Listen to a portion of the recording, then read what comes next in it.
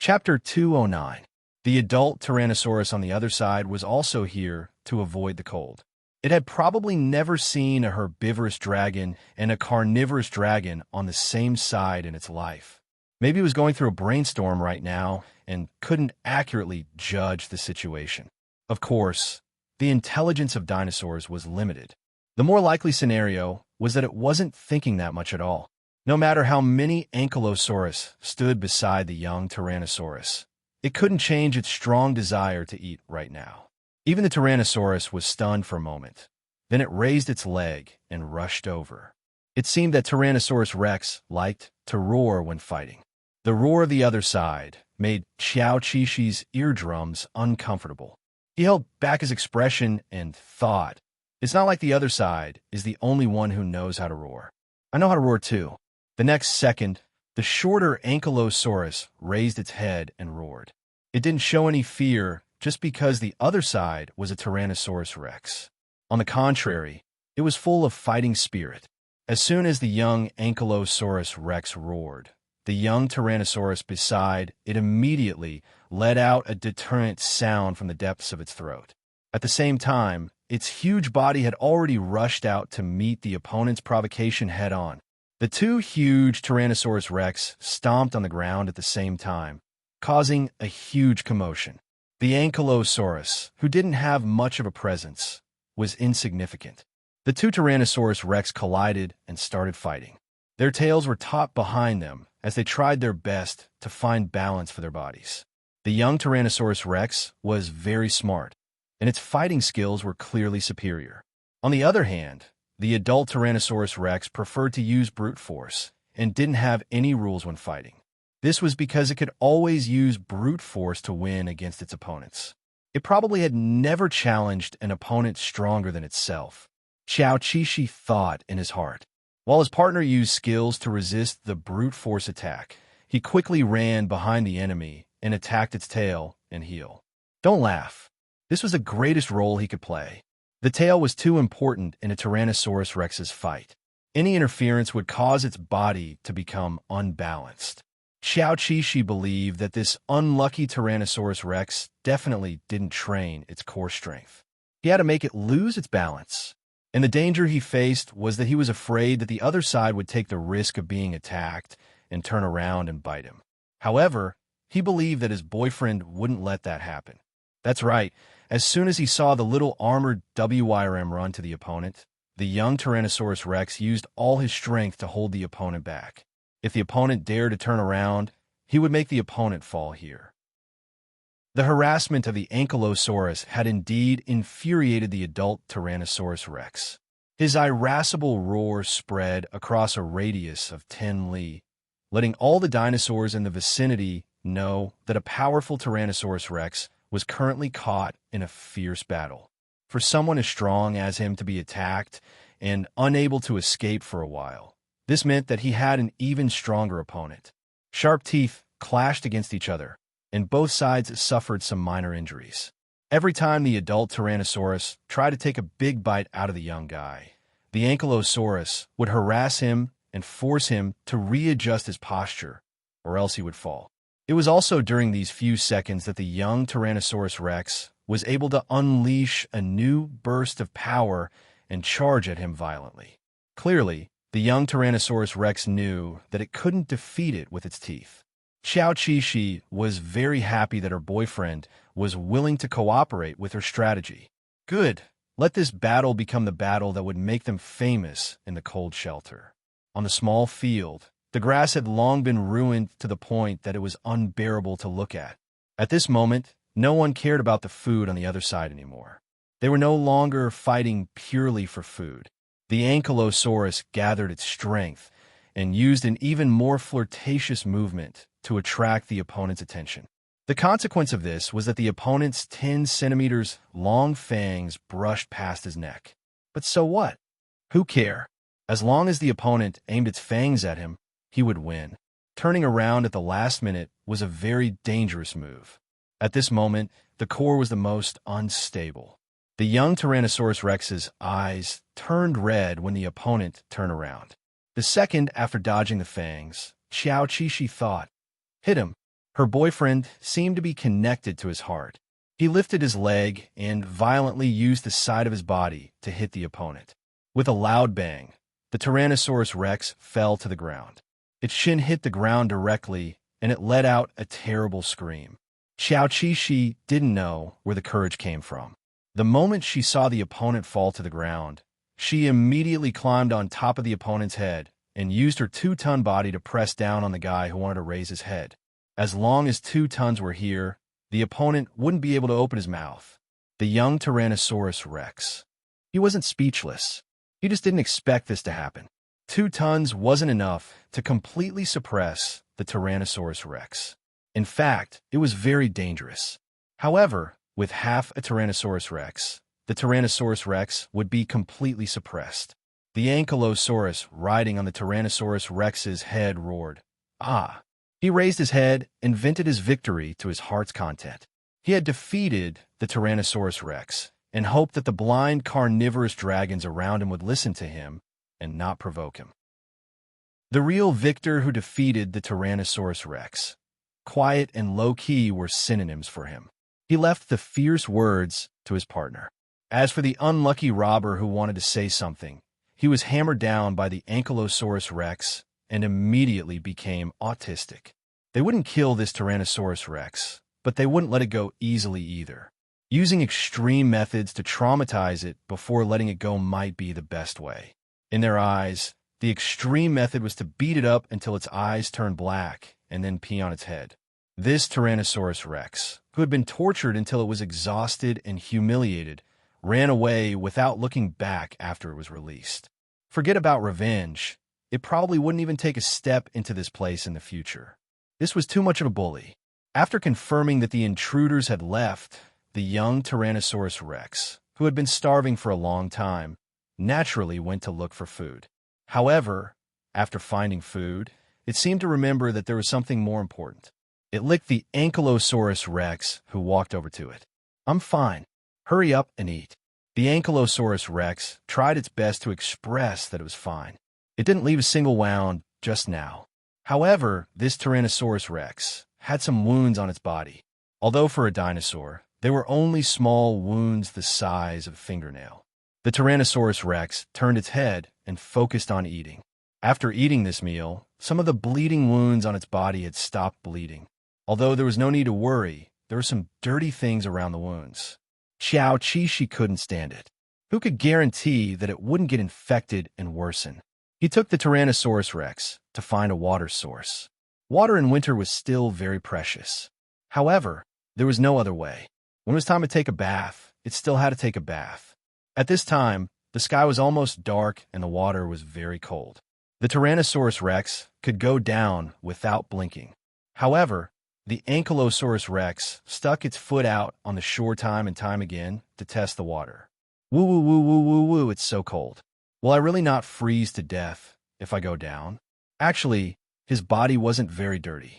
He felt that he didn't need to take a bath. However, he wanted to go down and help. "Woo woo woo, so what if I freeze to death?" Xiao Qixi didn't go down empty-handed. He also held a bundle of straw in his mouth and used it as a bath towel for the Tyrannosaurus Rex. Using this to wash the face was very effective. At least it was better than using their claws. It didn't hurt the skin. The Tyrannosaurus Rex nested in the water. The water level was almost above his chin. At this height, the Ankylosaurus Rex had to stand upright to help him wash his face from above. The soft straw gently rubbed the wound, washing away the sand and grass on it so that it would heal faster. As if it was very comfortable being treated like this, the Tyrannosaurus Rex gently narrowed its eyes. Sometimes it looked at the rising moon in the sky, and sometimes it looked at the Ankylosaurus Rex who was trying hard to help him wash. He felt a happiness that he had never felt since he was born. This feeling could only be brought to him by the Ankylosaurus Rex, even when the Ankylosaurus Rex was dismissive of his gift. At first, it was a little cold in the water, but later on it wasn't cold anymore. After Xiao Qixi helped the Tyrannosaurus Rex wash, he also twisted in the water. "I love bathing. So many bubbles. Ow, ow, ow. It wasn't cold in the water, but it was cold on the shore." On the shore, Xiao Qishi was blown by the cold night wind. His limbs were shaking, and his teeth were chattering. Woo woo woo woo. He needed the warmth of his boyfriend. The temporary nest they found here was, of course, not as comfortable as home. However, they decided not to leave. Perhaps they could look for it again tomorrow. As soon as the Tyrannosaurus Rex lay down, the Ankylosaurus Rex immediately stuck out its butt and kicked its hind legs, trying to squeeze into the Tyrannosaurus Rex's arms. Just like that, he endured the night of cold baths. During the day, the temperature rose, which made them understand the climate characteristics of the cold shelter. The temperature difference between day and night was large. They wandered around and looked at the characteristics of the terrain. The former geology student determined that there should be good places like hot springs and geothermal. After persistent searching, they did indeed find such a place. There were no dinosaurs around. Perhaps they were instinctively afraid of hot water. His Tyrannosaurus Rex was also afraid. At first, it didn't dare to approach and didn't allow him to. When Xiao Qishi insisted on walking over, the Tyrannosaurus Rex used its body to block him. It even made a pitiful sound from its throat. Those who didn't know would think that it was not feeling well. Xiao Qishi tested it several times before successfully approaching the hot spring. He used practical actions to prove to the Tyrannosaurus Rex that it was really comfortable to soak in hot water and that there was no danger. Later, the Tyrannosaurus Rex also fell in love with soaking in hot water. At night, it would directly rest next to the hot spring. The geothermal made the surrounding temperature rise by several degrees. It was also not dry, which was very good for their skin and the healing of their wounds. That's right, the hot spring could also remove the parasites on the skin. It was killing many birds with one stone. Perhaps the surrounding dinosaurs remembered their voices, or perhaps it was because they didn't go out to wander, so it was quite peaceful here to avoid the cold. No Carnosaurus Rex dared to challenge them. This winter, the two dinosaurs had a very warm time. They decided to come here again next winter. Happy times always passed very quickly. It was as if in the blink of an eye, the things around them changed.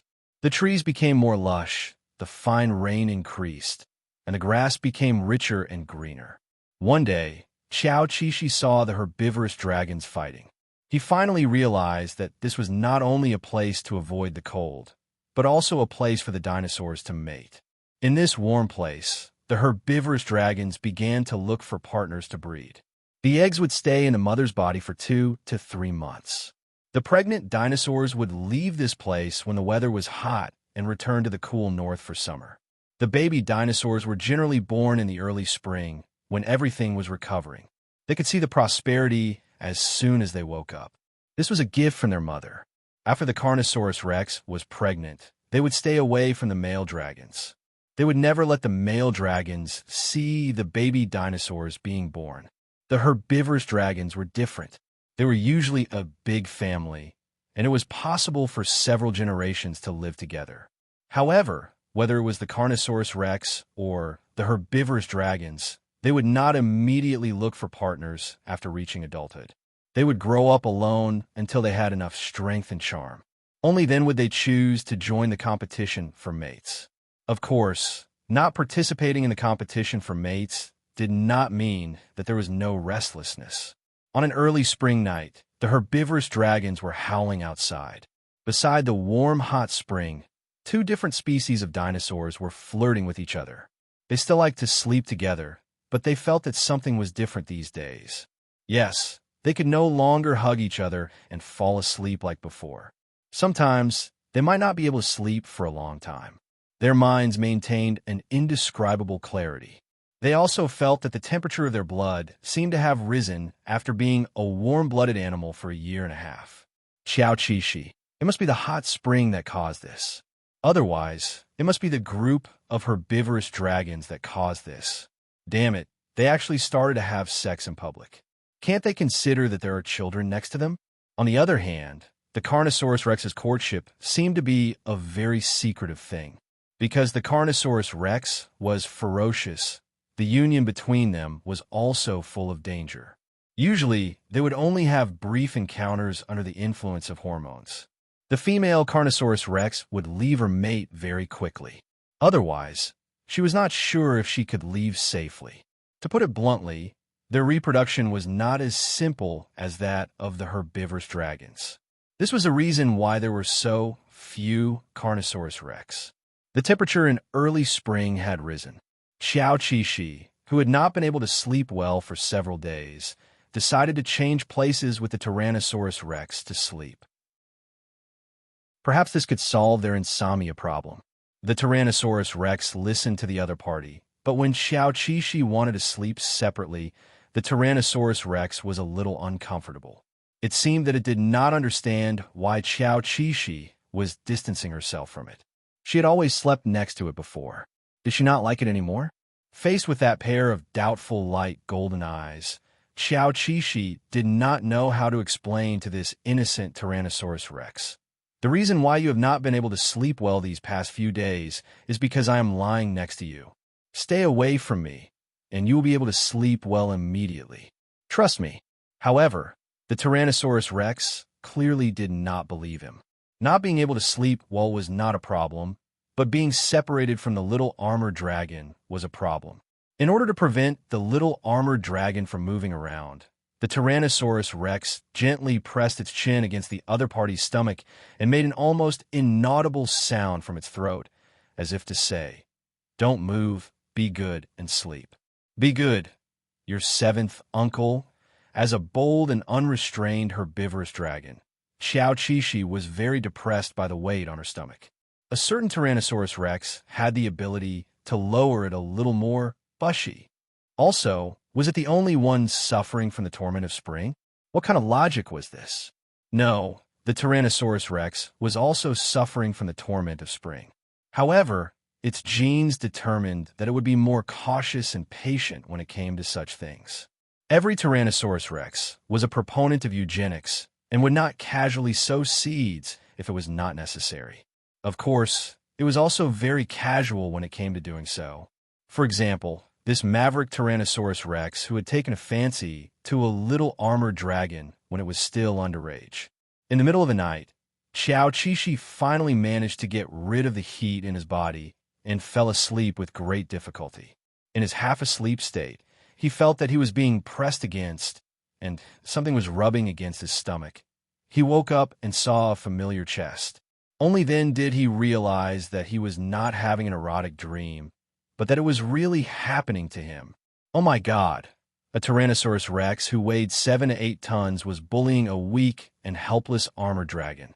However, the other party was very pure and innocent. It was purely hugging him and rubbing against him with no intention of doing anything else.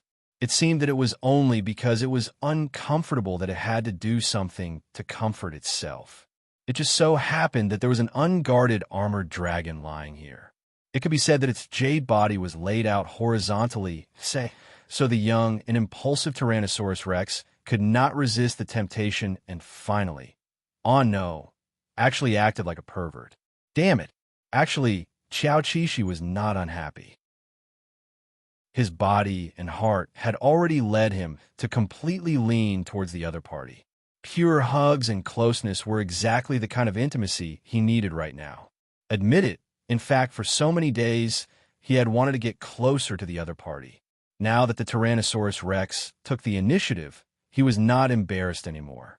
As a dinosaur, what kind of method should he use to express the excitement in his heart?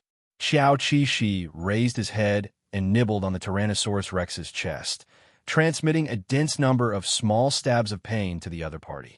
Because kissing did not have any feelings, he had to use force to convey his feelings. The Tyrannosaurus rex knew that the little armored dragon had woken up and was nibbling at him naughtily, but he was not angry. He was willing to give up any piece of skin on his body for the little armored dragon to nibble on happily. Even if he had to bite off a piece of flesh, it was only because the other party liked it. The Tyrannosaurus rex bent over, almost sticking to the ground. He knelt on the ground with both knees, his short and muscular arms supporting his upper body. All his attention was focused on the small part of him that was in contact with the little armored dragon. Compared to the negative contact between his own kind, his contact with the little armored dragon could be described as pure and innocent. However, it brought him great joy, making him want to immerse himself in this ambiguous and warm atmosphere all night long. As the little armored dragon nibbled on relentlessly, the Tyrannosaurus Rex let out a low, pleading sound from the depths of his throat. It was this kind of pitiful voice again. Don't try to trick him into letting him go. Xiao Qixi did not want to let the young Tyrannosaurus Rex off just like that. He wanted to let the other party know the dangers of the world. Sometimes you think you're the one taking advantage, but no, you are actually the one being taken advantage of. In the romantic early spring, the Tyrannosaurus Rex and the armored dragon's nest was filled with warmth that did not dissipate for a long time. For the next period of time, they snuggled up to each other like this, looking at each other as if they had forgotten the passage of time and the 3 meals a day. Falling in love was degenerating dragons. This could not go on. Xiao Qixi could not bear to see that the Tyrannosaurus Rex was actually not willing to go out for an extra meal just to be lovey-dovey with him in the nest. A dragon that was usually very active in eating had only hunted once in the past 2 or 3 days. Was this not hungry? The more rational Yalashanda kicked the other party up, deciding to correct the other party's lovey-dovey brain. They had to think about the proper business. After the local herbivorous dragons finished mating here, they would leave one after another to find a safer place to wait for eggs to be laid. Would there be enough food to survive if they went back to the canyon now? The Tyrannosaurus Rex did not seem to be thinking about anything. In this spring, there was only the little armor dragon that loved to nibble on his chest and his eyes. The author has something to say. Little bear sa zhao. Little bear, scram. Chapter 2:10. Walking outside, the weather was already like summer. As far as the eye could see, the plants were abundant and lush. Xiao Qixi seemed to have been stimulated by something as he ate vigorously. Very simple, he wanted to grow bigger. He was really too short now. Compared to the T-Rex, he felt like a father carrying his son. In short, he was very dissatisfied. The little armored dragon's appetite had always been a sore point for the T-Rex. He always thought that it ate too little and felt that it was difficult to raise it. Now that it was finally willing to eat properly, he looked very gratified. He was even more active than Xiao Qixi in looking for food. Perhaps in his heart, the little armored dragon could grow to be as tall as him. Xiao Qixi, during the day, they looked for food together and strolled leisurely. In the evening, before the sky turned dark, the T-Rex didn't want the little armored dragon to continue staying outside. A large group of herbivorous dragons had left, and the carnivorous dragons that didn't leave had a shortage of food. It was more or less dangerous. Occasionally, they would encounter the T-Rex during the day, but the other party would hesitate for a moment and choose to ignore them. Perhaps it was because their T-Rex was an adult, and the aura it exuded made the other T-Rex wary. That was indeed the case, especially when the T-Rex was in its agitated stage. If provoked, it would definitely fight to the death. An adult Tyrannosaurus Rex would never provoke another adult Tyrannosaurus Rex. Only underage Tyrannosaurus Rex would be hunted down. At night, when they returned to the simple nest, the T-Rex began to get close to him again. It was a huge creature that weighed several tons, but its movements were very careful. After making sure that he wasn't angry, it gently enveloped him and searched for the softest part of the little armored dragon's body. The T-Rex's nose was breathing heavily. The inferior one under its abdomen could tell from its breathing that the other party's current state was not calm. After all, it was a young fellow. Unfortunately, the other party could only rub against it. He couldn't be like the other T-Rex and find a female T-Rex to truly end his virgin status. Xiao Qixi felt sorry for the other party. He probably wouldn't be able to experience that kind of complete release in his life. Forget it, he wasn't a T-Rex. How would he know if the T-Rex wasn't happy now? Maybe the other party was very satisfied just by looking at him. It was another romantic night. After T-Rex calmed down, he lay down beside Ankylosaurus. Now that the weather was warm, Ankylosaurus didn't need him to hug him for warmth. In the darkness, the huge but gentle Tyrannosaurus Rex licked the Ankylosaurus's face from time to time, as if it wanted more. This depraved lifestyle lasted for about a month and a half. At that time, the entire southern continent was immersed in high temperatures. During the day, it was scorched by the scorching sun, and only at night did it cool down a little. Since there was no need to mate or breed, they were the last to leave. After spring, this place would fall into a drought, and the temperature would become quite high. It was not suitable to stay here any longer. On the way back, Xiao Qishi finally saw something she loved to see: dinosaur eggs. Of course, not all of the eggs were white. Even if they were of the same species, the color of the eggs would be different. Generally speaking, the color was close to nature. However, it was said that the eggs of the Carnosaurus rex would be brighter. It was just that they didn't see it. The only ones they could see were the eggs of the herbivore rex. The eggs of the Carnosaurus rex were hidden very well because they themselves were notorious egg thieves. Of course, they wouldn't just randomly place their eggs. It should be known that the Carnosaurus rex also stole eggs from each other. Although Xiao Qishi also tried to steal eggs, it was very different. He stole the eggs and took good care of them, okay? However, these Carnosaurus rex stole the eggs to eat. It was extremely abominable. Sometimes, the mother dinosaur finally laid 3 eggs, but all 3 were stolen. It was no exaggeration to say that if a first-time mother could successfully hatch a baby dinosaur, then this baby dinosaur was simply the chosen one. When Xiao Qishi saw another careless mother laying an egg on the road, well, it should be on the flat ground without any shelter, he was simply heartbroken. Too irresponsible. He saw with his own eyes that when the Carnosaurus rex came, the herbivore rex who was responsible for looking after the eggs ran away. Of course, it was not a large-scale attack, but an individual phenomenon. He really didn't deserve to be a father. He was far worse than Yulishanda, not to mention Ao Daisai. However, most herbivore rex parents still love their children very much. When faced with danger, they would sacrifice themselves for their children to escape. Just like humans, animals also had diversity. Their temperament and habits could not be generalized. Unlike Xiao Qishi's excitement when he saw the dinosaur eggs, the Tyrannosaurus rex beside him clearly had no interest in these eggs. It seemed that he did not have the desire to be a father yet. However, this fellow was clearly passionate about sticking to them every night. This was a sign that he wanted to reproduce, wasn't it? Xiao Qishi sometimes worried that Ao Daisai, who had no memory, would run away with a female in a few years. Damn it, it would be good if he could recover his memory, then he would not have to worry about personal gains and losses. For example, when he suddenly saw a familiar scene and remembered the past, he wanted to share it with his partner, but he realized that he had no way to share it. He had no way to share it with the other party, and even if he did, the other party wouldn't understand. He would feel a little lost, lamenting that life was indeed not perfect. If you wanted to get something, you had to give something. However, these emotions only appeared occasionally. With Xiao Qishi's optimistic personality, no matter what the situation was, he would think of ways to make himself and his partner happy. The Tyrannosaurus rex paid too much attention to him.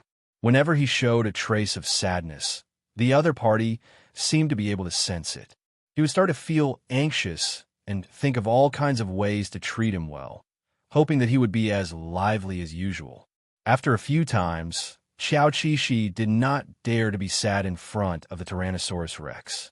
After trekking back to the beautiful canyon again and again, their home was still the same. However, a layer of dust and withered leaves had accumulated on the floor. Knowing that he despised these dirty things, the Tyrannosaurus rex diligently returned home and began to work. Many of his cleaning methods were taught by Xiao Qishi, and he learned them after just one time. He was very smart. Every day, when he was busy to a certain extent, the Tyrannosaurus rex would drop his work and take Xiao Qishi out for a walk. In fact, the Tyrannosaurus rex was a little lazy. He seemed to know that there was no danger in the canyon. Sometimes he would take Xiao Qishi out for a walk. While Xiao Qishi ate nearby, the Tyrannosaurus rex would find a place to hide and sleep. If he woke up and found the Tyrannosaurus rex lying next to him, he would be very happy. Even though the Tyrannosaurus rex was a tyrant that all dinosaurs were afraid of, Xiao Qixi felt that the Tyrannosaurus rex was sometimes like a cat. It could be very close to you, but it would not lose itself. Every time this happened, Xiao Qixi would be satisfied. He would no longer regret so much because this was already very, very good. The pure and simple Tyrannosaurus rex was very good to him. He put him first in everything. As long as he liked something, even if the Tyrannosaurus rex did not agree, he would not be fierce to him. Xiao Qixi felt that it was time for him to settle down and live his life. He did not want anything else. He did not want to think about things that were destined to be unchangeable. However, there were some things that could be changed. For example, his poor height. His hard work finally paid off. After a period of time, he went to the water to take a look at himself. Xiao Qixi felt that he had grown taller. This method of judging with the naked eye was not very intuitive. He ran home excitedly and marked his height on the stone wall. He planned to measure himself again in a month. The little Tyrannosaurus rex was alone, facing the stone wall and making silly noises. It did not know what the little Tyrannosaurus rex was doing. It was fine as long as it was having fun. Xiao Qixi was growing, and so was the Tyrannosaurus rex. Xiao Qixi realized that the weight he had gained in a month could not compare to the Tyrannosaurus rex's weight in a week. Damn, but so what if he was so tall? He still had to pick fruits for him. Ever since he thought things through, Xiao Qixi rarely regretted the past. He and the Tyrannosaurus rex now lived a simple and comfortable life. They did not have any worries. He reckoned that his body was originally younger than the Tyrannosaurus rex. After 2 years, the Tyrannosaurus rex's body stopped growing. It seemed to have stopped growing. Xiao Qixi was still growing. It was as if he had mutated. He was almost certain that he might be the tallest Tyrannosaurus rex on the whole continent. What was more hilarious was that 1 year when they returned to the canyon from outside, they found that the Tyrannosaurus rex's body was so big that it was stuck in a narrow area and could not enter its home. Xiao Qixi was stunned. He really did not expect this. He remembered that when they came out, they still had a lot of free space. He did not expect that after winter, the Tyrannosaurus rex would secretly put on weight behind his back. Then he broke out in cold sweat. Good heavens! Fortunately, they went out to spend the winter. Otherwise, they would not have been able to come out. It would have been devastating. The blocked Tyrannosaurus rex was obviously a little short-tempered. After it could not pass through after changing a few positions, it began to retreat and hit the wall with force. Because its home was inside, it seemed that it had to go there. The sound of the impact pulled Xiao Qixi back to reality. He was stunned again. He quickly shouted to stop the Tyrannosaurus rex. "Brother, it's fine if we can't get in. Let's not force it." After being stopped by the little Tyrannosaurus rex looked at him with a wronged expression, as if to say, "I tried. It's not my problem. It's not letting me go." Xiao Qixi came out and pressed his neck against the Tyrannosaurus rex's body to comfort it. It was fine if they could not get in. They could find another home. So they were forced to give up the home they had lived in for 2 or 3 years and move to a nearby place. Occasionally, Xiao Qixi would still go to the canyon to eat. There was a lot of delicious food in the canyon, and he could go back to his old home. The height mark he made was still there. There was also the hole he slept in, the wall built by the Tyrannosaurus rex, and the flowers under the wall. He did not care. He just wanted to come in and play. The Tyrannosaurus rex could not enter from the outside. Several times, Xiao Qixi came out after having fun. He would see the Tyrannosaurus rex waiting at the entrance with a resentful expression. Xiao Qixi only found it funny. This would scare the other dinosaurs, okay? The herbivorous dinosaurs in the canyon would think that the Tyrannosaurus rex was blocking them. Actually, that was not the case. The Tyrannosaurus rex was just here as a lookout. There was also food outside, although it was a little troublesome to catch it. At night, the Tyrannosaurus rex deliberately pressed on him and did not let go. It even gently bit his limbs with its teeth, as if this was punishment for leaving him to play during the day. Only then did Xiao Qixi know that the Tyrannosaurus rex could be petty and vent its dissatisfaction. However, it was a little itchy to bite so lightly. If a certain dragon had the ability, bite harder. As mentioned before, the Tyrannosaurus rex did not seem to have any concept of dinosaur eggs, nor did it have any desire to reproduce. However, recently, the other party seemed to understand the meaning of dinosaur eggs. It understood that two dinosaurs would have eggs after being intimate with each other. Then, it stared at his stomach all day long. Xiao Qixi was directly stared at until his scalp went numb and he facepalmed. This silly fellow probably thought that he slept with the Ankylosaurus rex every night. After so many years, the Ankylosaurus rex should have laid eggs. What was it thinking? They did not even do the key steps needed to lay eggs. They just kissed and rubbed against each other. Where did the eggs come from? However, it was understandable that it would have such expectations. After all, this Tyrannosaurus rex was a pure native dragon. Perhaps it would have such thoughts when it reached an age. Looking at the other party's pure eyes, Xiao Qixi really did not want to disappoint the other party, but there was really no other way. He did not know how to give birth. He did not want to do things like picking up and stealing eggs. Who knew what kind of thing he would pick up? What if he picked up a natural enemy? This problem was later solved by the Tyrannosaurus rex himself. He did not pick up or steal the egg. He just rolled back an egg-like stone from the river. He put it in their nest. Although it was called a nest, it was actually a natural place that was more suitable for sleeping. After moving here, the Tyrannosaurus rex was lazy and did not spend much effort to decorate it. Perhaps this was the difference between being in love and being an old married couple. Xiao Qixi looked at the big and round stone egg, and the whole dragon fell into deep thought. Should I cooperate or scold the other party for being silly? He actually picked up a stone egg and brought it back, and he even rolled it back with his feet. Xiao Qixi tried to keep calm and thought, if it was really an egg, the yolk inside would have long been broken. The Tyrannosaurus rex put the stone egg away and no longer cared about it. Life went on as usual. However, Xiao Qixi, after watching it for 2 days, finally could not help but, is an ordinary dinosaur egg also treated so casually? Does it not need to hatch the egg at all? It just needs to be placed in the nest.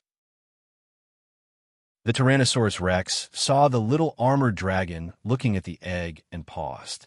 For the first time, it also showed interest in the stone egg and came over to look with the little armored dragon. However, the Tyrannosaurus rex did not seem to be interested in the egg. It was only interested in Xiao Qixi's reaction.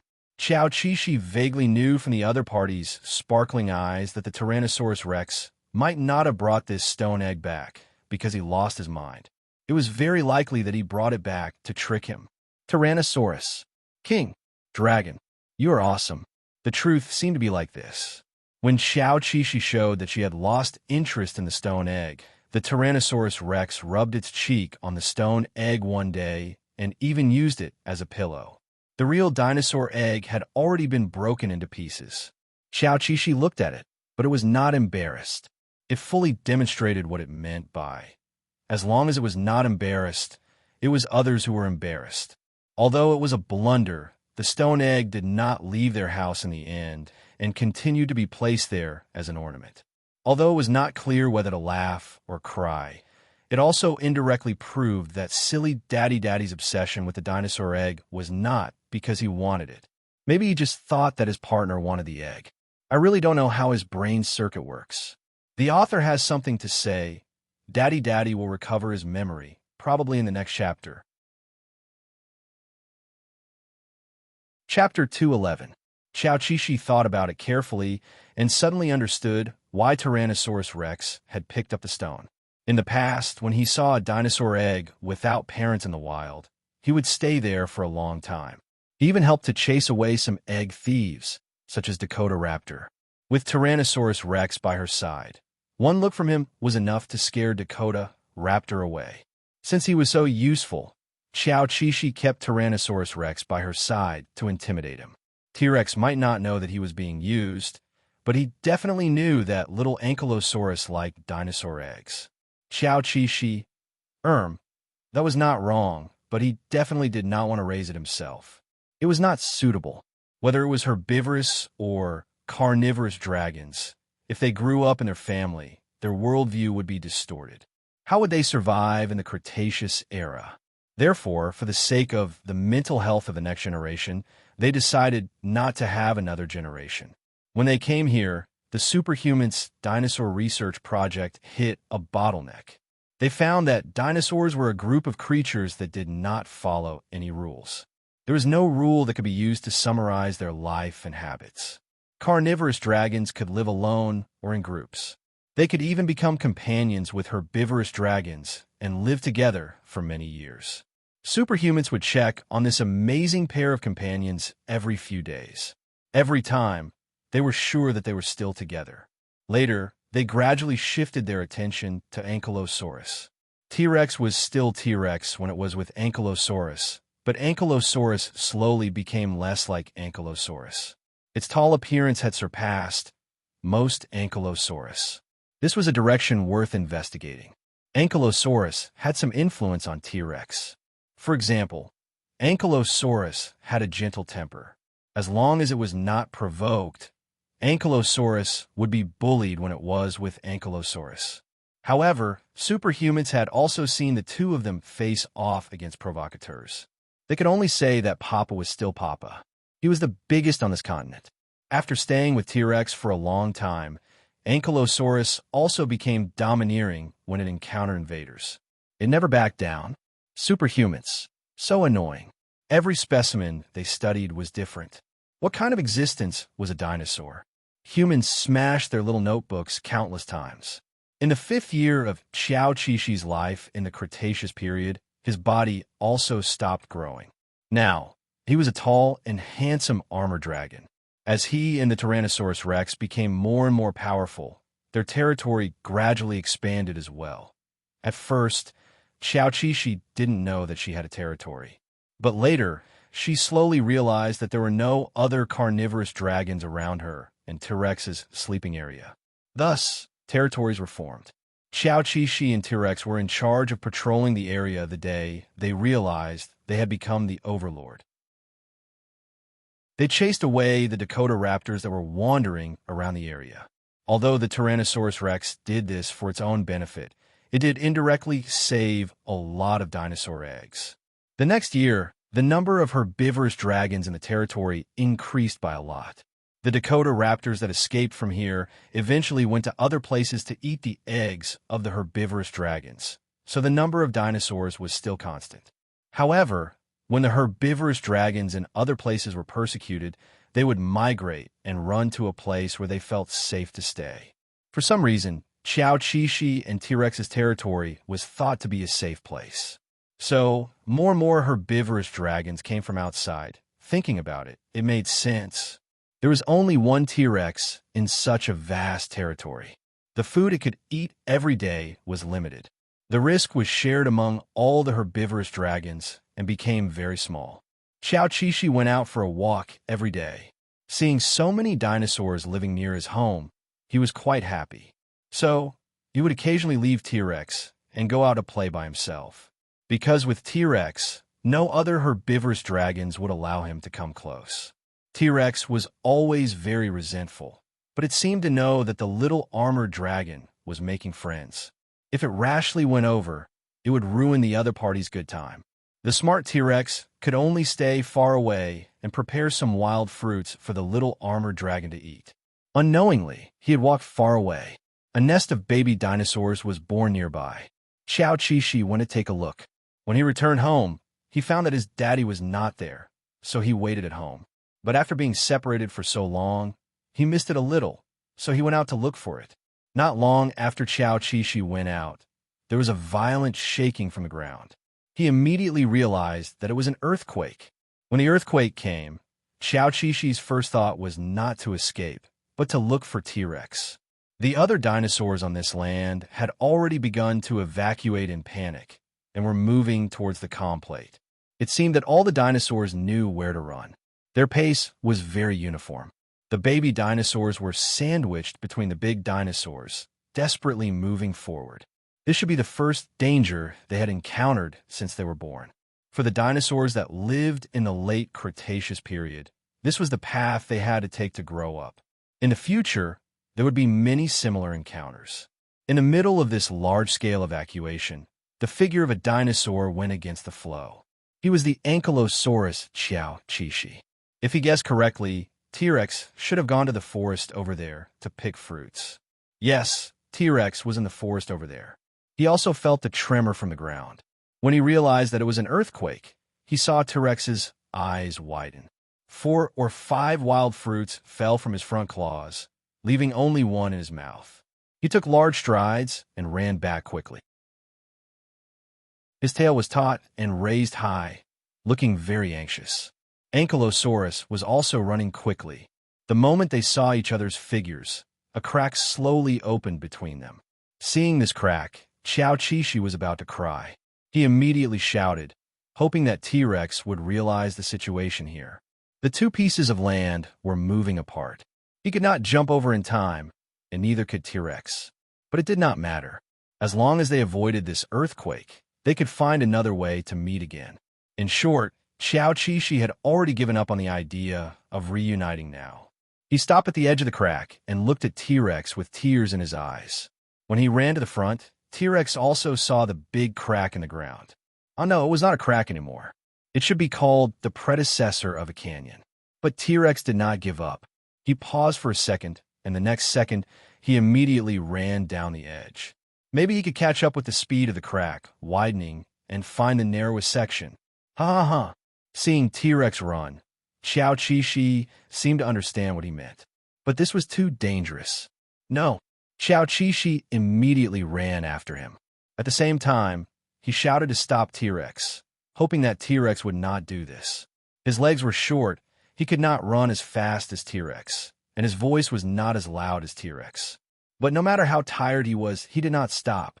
No matter how painful his throat was, he did not stop shouting. T-Rex seemed to hesitate for a moment, but it only hesitated for a moment before deciding to continue with its plan. He wanted to go to little Ankylosaurus now. Maybe he could not stand the situation where he could see T-Rex, but could not be together. The earthquake was happening.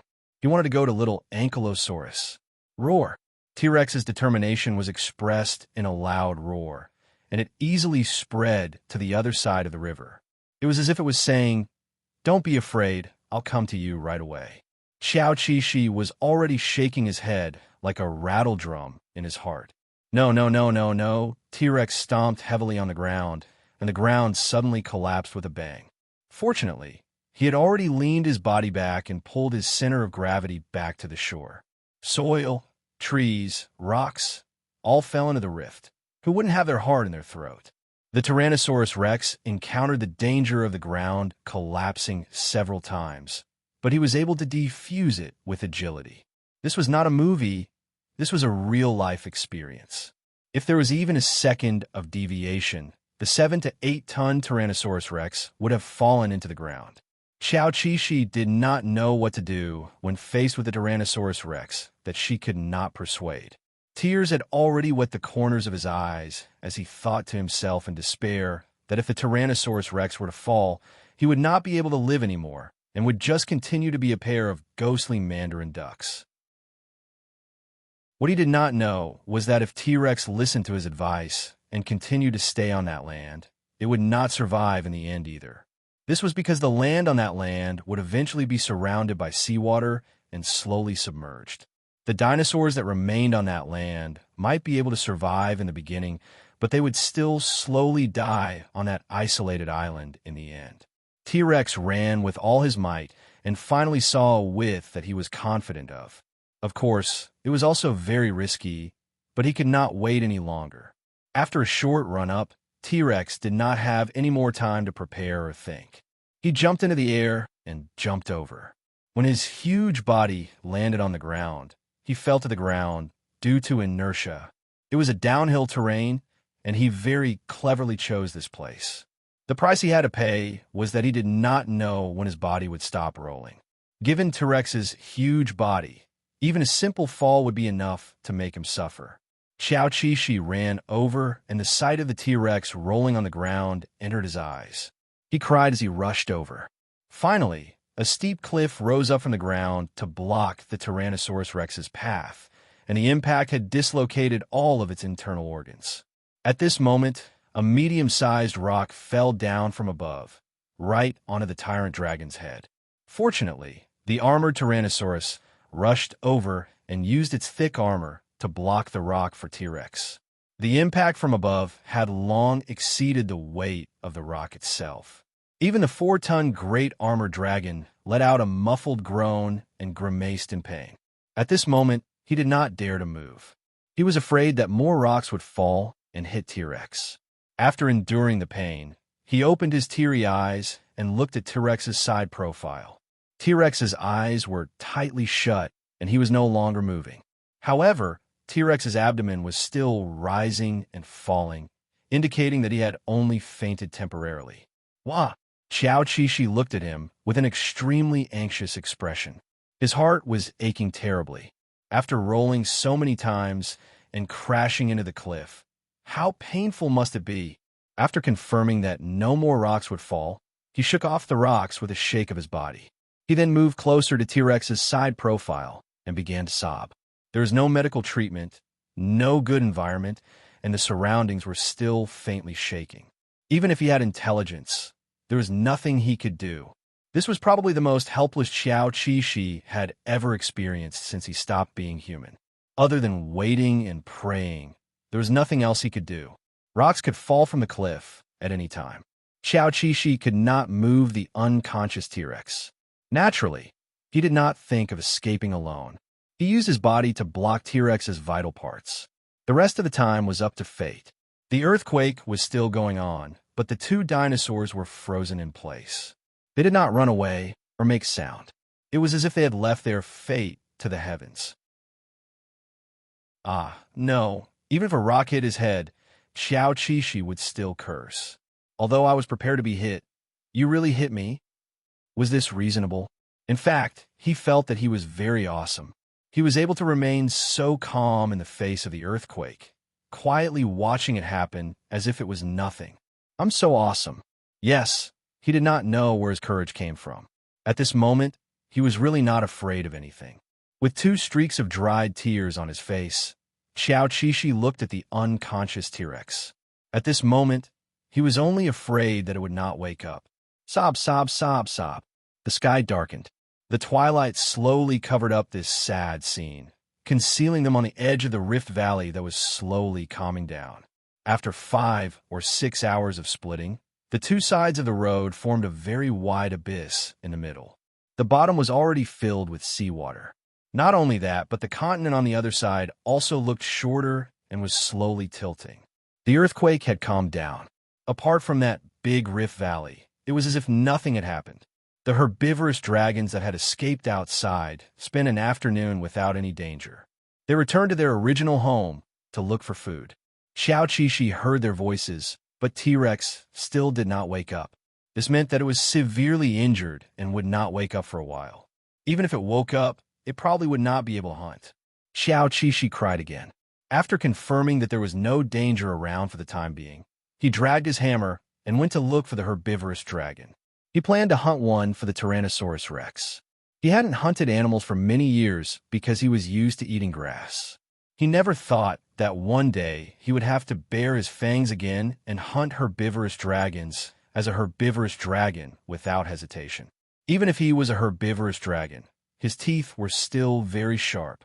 That unlucky herbivorous dragon that dared to wander around the Rift Valley?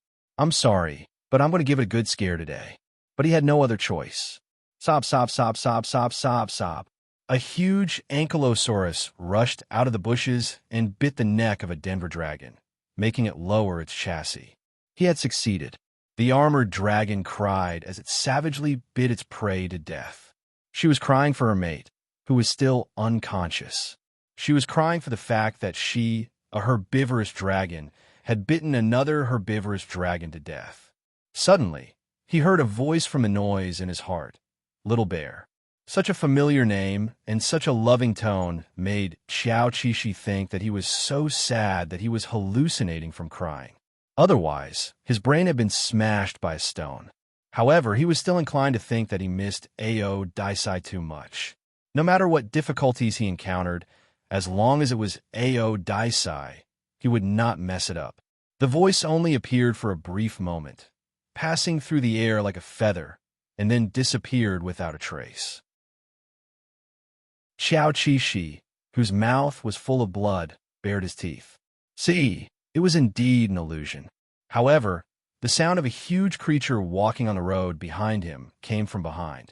One step, just the sound alone was very weak. Xiao Qishi widened his eyes and turned his head abruptly. His fierce and bloody face was only left with a weak and confused look. The author has something to say.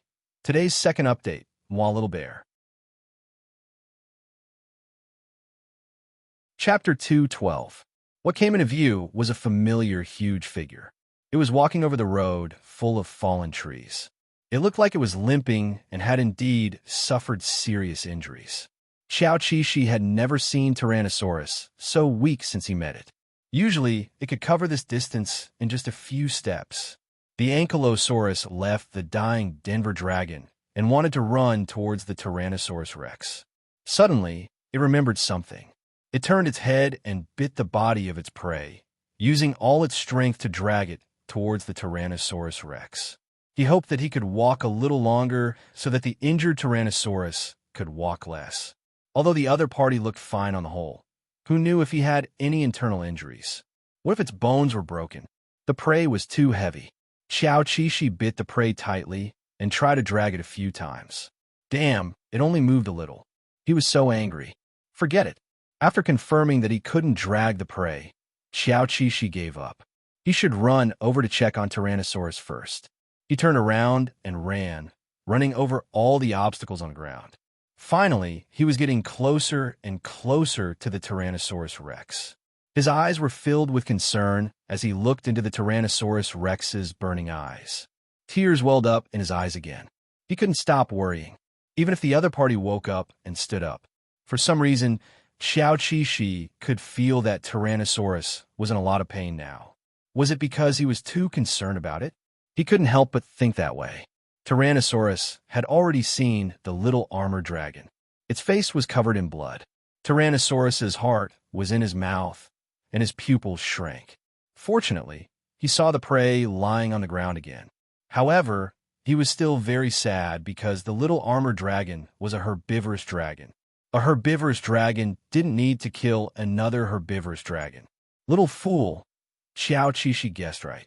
Tyrannosaurus was in a lot of pain. With every step, he could feel the pain of bones stabbing into his flesh. However, it was still bearable. He stared at the little armored dragon without blinking. He couldn't bear to look away. He wanted to give it a surprise. However, he underestimated Yalishanda's intelligence and sharpness. As the other party ran, he suddenly looked at him with doubt and disbelief. Did he discover something? Woo woo woo woo ee. As they got closer and closer, Xiao Qishi saw each other's eyes and sensed their auras. Xiao Qishi felt her heart tremble. He had been with Ao Daisai for far too long, and he was incomparably familiar with the feeling of this soul. He was also incomparably familiar with the burning and gentle gaze that fell on him every time he appeared. Her little heart tightened fiercely. She was clearly happy, but she felt a piercing pain all over her body. Ao Daisai. Xiao Qishi couldn't help but shout in her heart. In contrast, his steps in the real world had become timid, and his entire body was shrouded in a layer of fragile light of hope. After 3 seconds, the other party did not respond. The layer of light slowly dissipated as if nothing had happened. Only a soft sigh was hidden in the corner of Xiao Qishi's heart. Tyrannosaurus Rex. He pulled himself together again. With light in his eyes, he finally walked together with the other party. Although the two dinosaurs had a huge difference in size, at this moment, they were affectionately close to each other. One raised its head vigorously, while the other bent down fiercely. This way, they could look into each other's eyes. Are you in pain? Xiao Qishi looked at the other party with tears in his eyes. His heart ached. However, he wasn't a doctor. He could only roughly look at the T-Rex's limbs and tail. These all looked intact. There were no bones protruding from the surface of the body. Xiao Qishi couldn't see anymore. He only knew that there were definitely other injuries. The T-Rex stared at the little armored dragon for a moment. Suddenly, it stuck out its tongue and licked the blood off the other party's face. This was much cuter. Xiao Qishi squinted her eyes cooperatively. Ah yes, This boyfriend must be hungry. Fortunately, he was quick-witted and had prepared food in advance. Xiao Qishi babbled and turned his head, indicating that there was food ahead. They just had to follow him. His enthusiastic appearance made the young T-Rex behind him unable to take its eyes off him. The other party's cute little hammer deeply attracted the young T-Rex's light golden eyes. Eek! There are many obstacles on the road. Be careful of falling. Pay attention to your safety. Whenever she saw any obstacles blocking her way, Xiao Qishi would clear them away as long as she could. This time, he didn't foolishly drag the whole prey. He was too anxious just now. For a moment, he didn't think that he could separate the prey. It was a little troublesome and a little bloody. It required courage. After mentally preparing himself, Xiao Qishi opened his mouth wide. When he was about to bite down, a low voice stopped him. The T-Rex, which was originally quite lagging behind, suddenly appeared behind him in the blink of an eye. As if to prevent Xiao Qishi from biting the prey, the T-Rex gently pushed the other party to the side with its head and rubbed the other party with the side of its face. Because of this, Xiao Qishi could hear the T-Rex's heavy breathing. The T-Rex's deep eyes seemed to say, "It's okay, he'll recover soon." The T-Rex lowered its head and bit down on the prey's body. It was obvious that it wanted to shake its head and tear the prey apart, but it was too weak to do so. In the end, it could only bite off the prey gently and eat slowly. Xiao Qishi's heart ached. He wanted to go up and help, but the T-Rex refused to accept his help. It would always gently push him away when he got close. What was wrong with that? Speaking of which, this dragon was too strong. Who didn't feel weak at times in this world? What was wrong with letting its boyfriend show off a little? In any case, Xiao Qishi could only stand aside and worry. Fortunately, the other party was still willing to eat the prey he hunted. It wasn't stubborn to the end. Fine, it wasn't stubborn. Xiao Qishi understood what the T-Rex meant. It just didn't want a herbivorous dragon like him to touch meat. Whether sick or injured, plenty of food was the best medicine. After the T-Rex finished the prey at a much slower speed than usual, it felt a lot more energetic. Seeing that the prey was finished, Xiao Qishi started to worry again. Was it enough? Was it full? Did it want another one? The T-Rex licked its lips. It looked like it was full. Perhaps it was feeling the pain while standing, but it slowly lay down beside Xiao Qishi. There is still a pile of food remains in front of it. After being together for so many years, the T-Rex had been taught by Xiao Qishi to be very clean.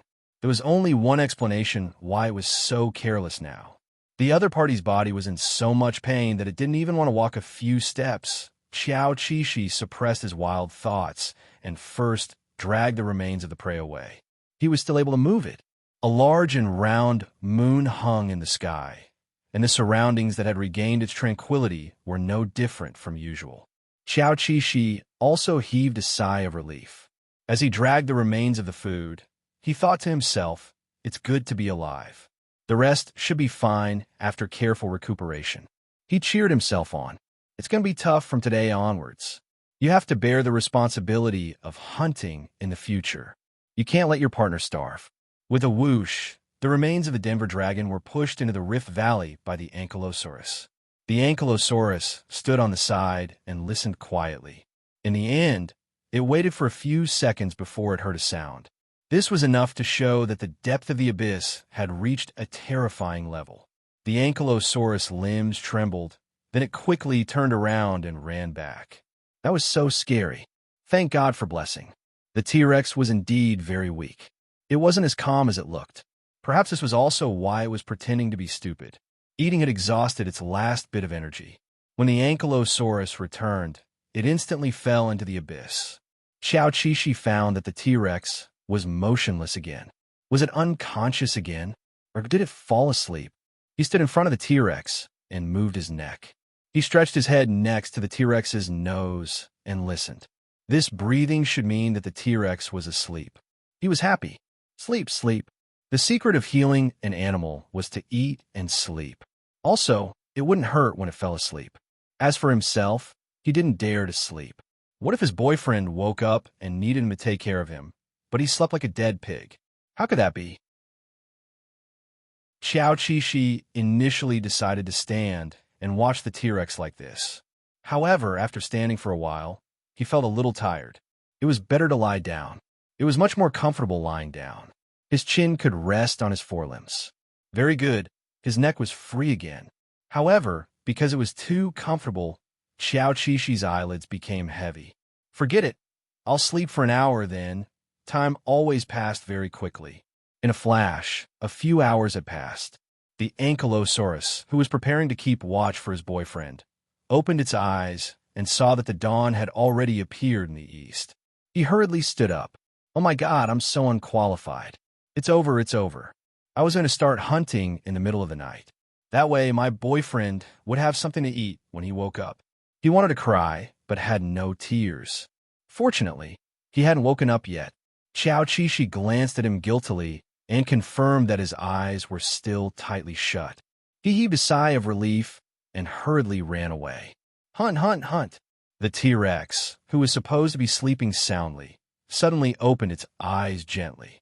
After a night of rest, it looked much better. However, its physical condition looked worse because the swollen parts were already swollen. Its eyes were bloodshot and filled with secretions. However, it didn't matter. This was the only way to recover from the pain.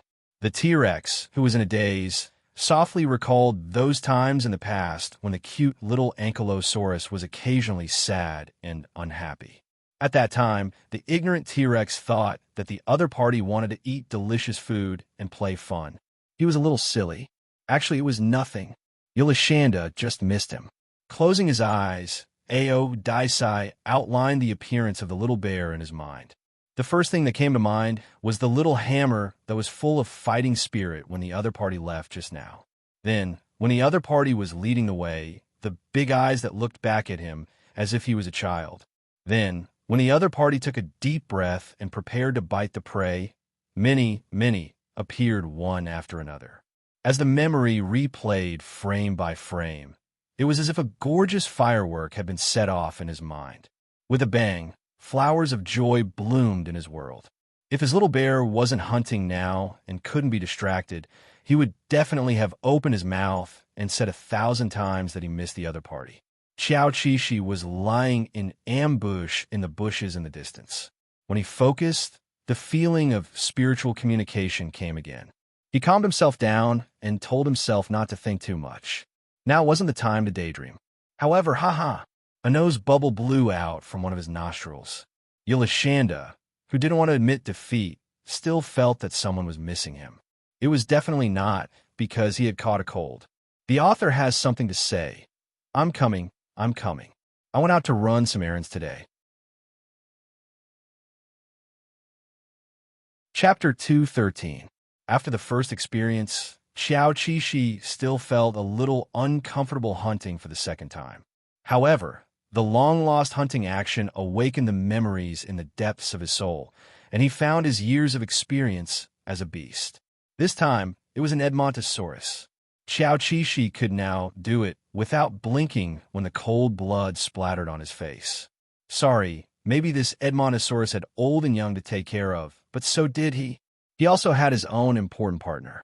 The food was too heavy to drag back the whole thing, so he dismembered it and carried half of it back.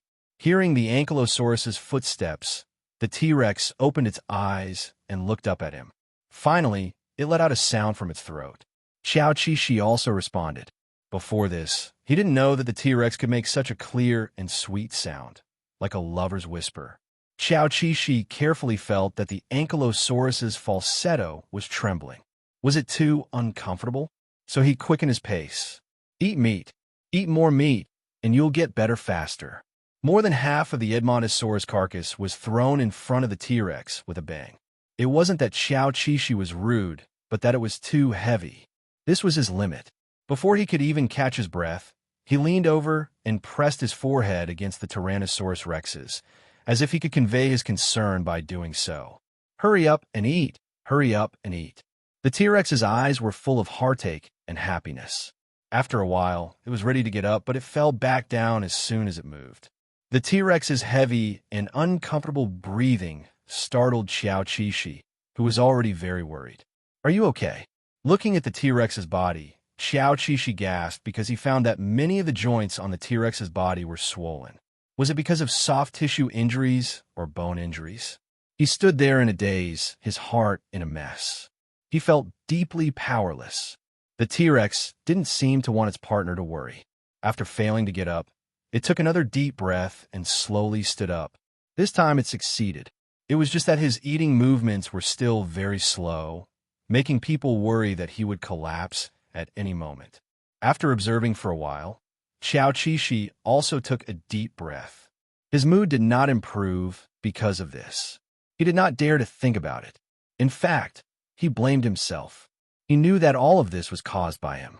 At that time, the Tyrannosaurus Rex was picking fruits for him. He was clearly a carnivorous Tyrannosaurus Rex, but in fact, he didn't need to pick fruits in his life. Wah! Even the slightest movement from the armored dragon easily attracted the tyrant dragon's attention. He looked at her with concern and whimpered. He could tell that Yolashanda was upset. His eyes instantly became watery and filled with worry. After a night of rest, T-Rex felt much better. He no longer had to worry about dying, and he could continue to accompany Yolashanda. First, what should he say to the adorable Yolashanda? Thinking about it, Xiao Qixi took 2 steps back. For example, he originally did not need to hunt for food in his life, but he did not hesitate and did not force himself to do so. Thinking about it, he felt relieved. There was no need to feel guilty or think too much. They were like this because they loved each other, weren't they? Xiao Qixi cheered up again. His heart was filled with hope for their future. He briskly turned around and dragged the other half of the food back. Ao Daisai, wait for me here. I'll bring more food back for you. Halfway through, Xiao Qixi felt that he was hallucinating again. He had just sensed Ao Daisai's response. Little Bear shook his head. He did not take this gentle call to heart. He felt that it was impossible. It was just his weak and helpless imagination. But this time it was really real. Xiao Qixi stopped there in a daze. He was a little silly. Blinking, he pretended to ask casually, "Oh, Daisai, is that you?" It was as if he had casually asked, "What are we eating today?" To use telepathy, one needed to be in a good state. Ao Daisai was obviously weaker now, but he tried his best to stabilize himself and make himself appear the same as usual. "It's me." Xiao Qixi was stunned. "I'm back," Ao Daisai said. The little polar bear that he loved the most and could not let go of the most had finally gone through the ordeal and allowed his will to return to this world. This was a very unexpected thing. Ao Daisai vaguely remembered that in order to have this life, he had taken the initiative to give up all his memories and wisdom. Because if he did not do so, he would not have the chance to open his eyes again, and he would not have met his beloved Yolashanda again. So it was really unexpected and very pleasantly surprised. Xiao Qixi finally stopped doubting all of this. His mouth was wide open, and so were his eyes. Ao Daisai, was it really Ao Daisai? Just a moment ago, he was still full of fighting spirit, determined to be the pillar of the family. Even if the Tyrannosaurus Rex was paralyzed, he would take care of it until he grew old. When he heard that the partner that he relied on and trusted had returned, he cried out, turned his head, and ran into the other party's arms, wailing like a 4-ton child. Tears blurred his vision, and his chest rose and fell rapidly. He even forgot that the other party was still a patient. He did not care. He just needed a hug to comfort his mood. Sob, sob, sob, sob. No, he never wanted to be the pillar of the family. He only wanted to be Ao Daisai's little baby. Ao Daisai was thrown into the arms of his little baby. Because the other party was too short, his head bumped into the lower half of his abdomen, which was one of the few parts of his body that did not feel any pain. It was just enough for Yolashanda to act coquettishly. Yolashanda cried until the mountains collapsed and the earth cracked. She was out of breath, and it was obvious that she had suffered a great grievance. Ao Daisai apologized to him warmly. "I'm sorry. It's all my fault for making you suffer so much." Bullsh asterisk T. Xiao Qixi had a lot of things to say, but the crying affected the speed of his babbling. He only had time to express that it was not like that, that it was unfortunate, that he he just missed the familiar companionship. He understood him, and knew what he was thinking with just one look. That was all. Even if the Tyrannosaurus Rex had turned into ashes, he would still be able to recognize it, and they would still be happy living together. Sob, sob, sob. Xiao Qixi just could not bear to part with those precious memories. He wanted the Tyrannosaurus Rex to know that he had liked him for a long time, not just the present and the future. The pain that Otis felt was 1,000 times worse than the pain that he felt for Alessandra. However, there was nothing that he could do now. He could only lower his head and look at Alessandra lovingly. He softly comforted her not to cry. Alessandra's cries broke his heart. After venting loudly, Yolanda's face was full of tears and snot, and it smeared all over her boyfriend's body. Her emotions just now were too intense, and it was as if this was the only way to express her surging emotions. After crying for a while, Xiao Qixi finally remembered that her boyfriend was injured and should not be leaned on for too long. She raised her head and sniffed. After a long time, Xiao Qixi pursed her lips and said, "Next time, don't forget about me, or I won't like you anymore." After saying that, she raised one of her hoof with all her might, wanting to sign a contract with Ao Daisai. There was no reason for Ao Daisai to not cooperate with him. Ao Daisai immediately bent down and touched that hoof with his short hand. I promise. He couldn't be more serious. In this world, the contract he signed with anyone did not count, but the oath he signed with Yolanda had to be carried out even if the end of the world came. Okay. Xiao Qixi cried and laughed. The moment he stood up on the ground again, he felt very tired. Of course, he had gone out to hunt early in the morning and had not eaten yet. Speaking of this, he jumped up and said, "Hurry up and eat the meat. I'll go and drag that half of the Edmonton dragon back." Ao Daisai was just about to say that there was no hurry and that he should rest for a while, but then his partner ran away like a wisp of smoke. Of course, Xiao Qixi only had one thought now, and that was to not let Ao Daisai starve. At this moment, Xiao Qixi's mood had changed greatly. Ao Daisai was back. That was great.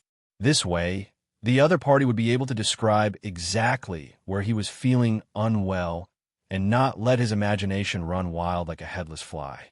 That's right, now that Ao Daisai had the ability to communicate, he would be able to tell him where he was feeling pain.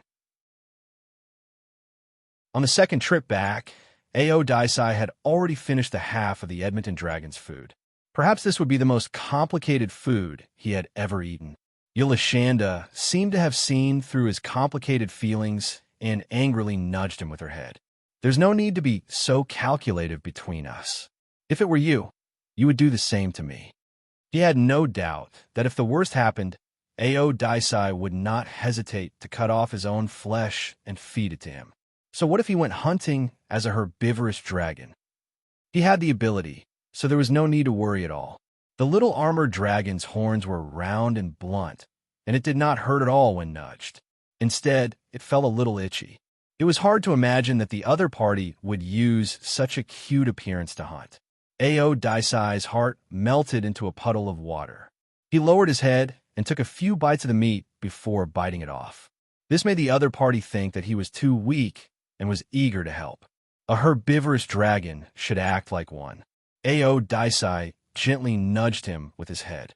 "Be good. Wait for me to pick some fruits for you." He remembered the days when he lived in the Cretaceous period.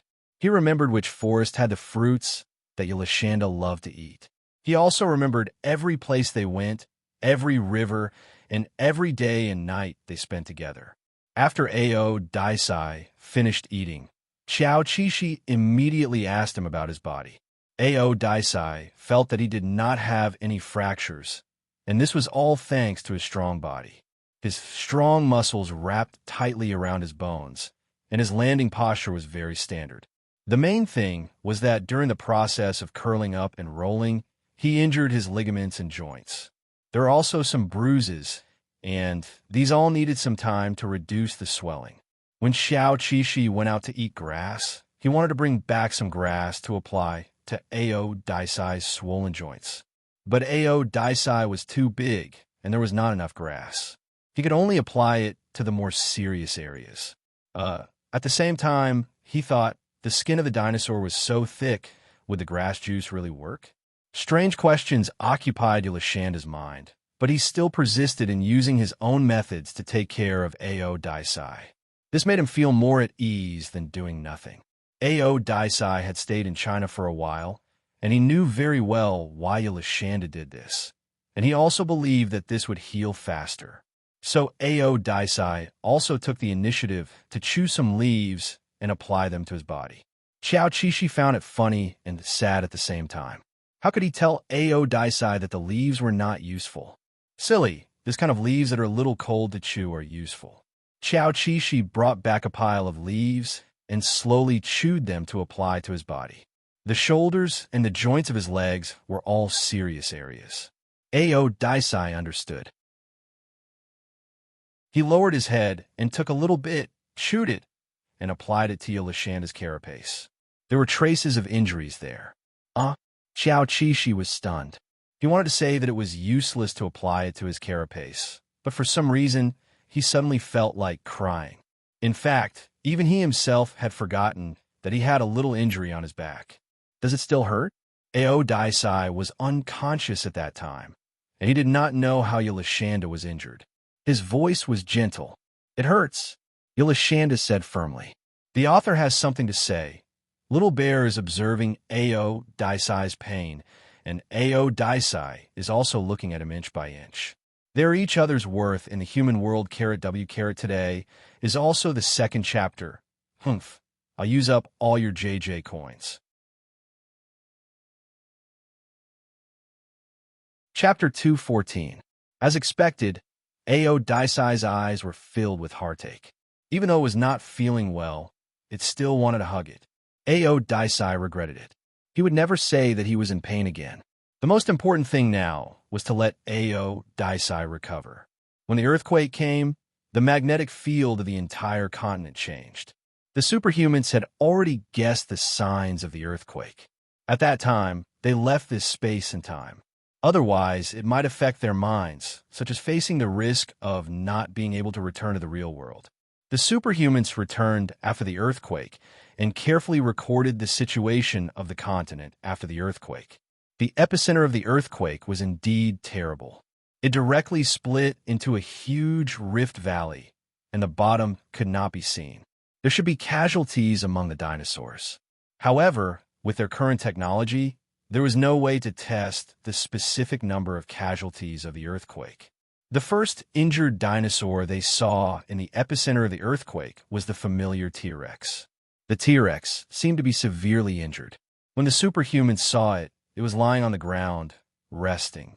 There were some obvious wounds on its body. However, the T-Rex did not stay there alone. Not long after, its ankylosaurus partner appeared and brought the T-Rex food. Looking at its tail, it was half an Edmontosaurus that was unrecognizable. The bloody meat was exposed in the air. In an instant, the superhumans were so shocked that they could not move. They began to doubt whether they saw an ankylosaurus or not. However, what was there to doubt? They had watched this ankylosaurus grow up. Although it was taller than the average ankylosaurus, it was still an ankylosaurus. It couldn't be inferred that this ankylosaurus had hunted another herbivorous dragon because the Tyrannosaurus rex was injured and couldn't move. Even the superhumans who were watching the world from the sidelines couldn't help but be touched by such friendship. Yes, they used to see the T-Rex preparing food for the ankylosaurus. However, it looked more normal. It was not as shocking as when the ankylosaurus hunted herbivorous dragons. The ankylosaurus that came back with the meat rubbed against the sleeping T-Rex affectionately. It used the most gentle action to wake it up. Not only did his actions touch the hearts of the superhumans, but the Tyrannosaurus rex that he took care of was also very grateful.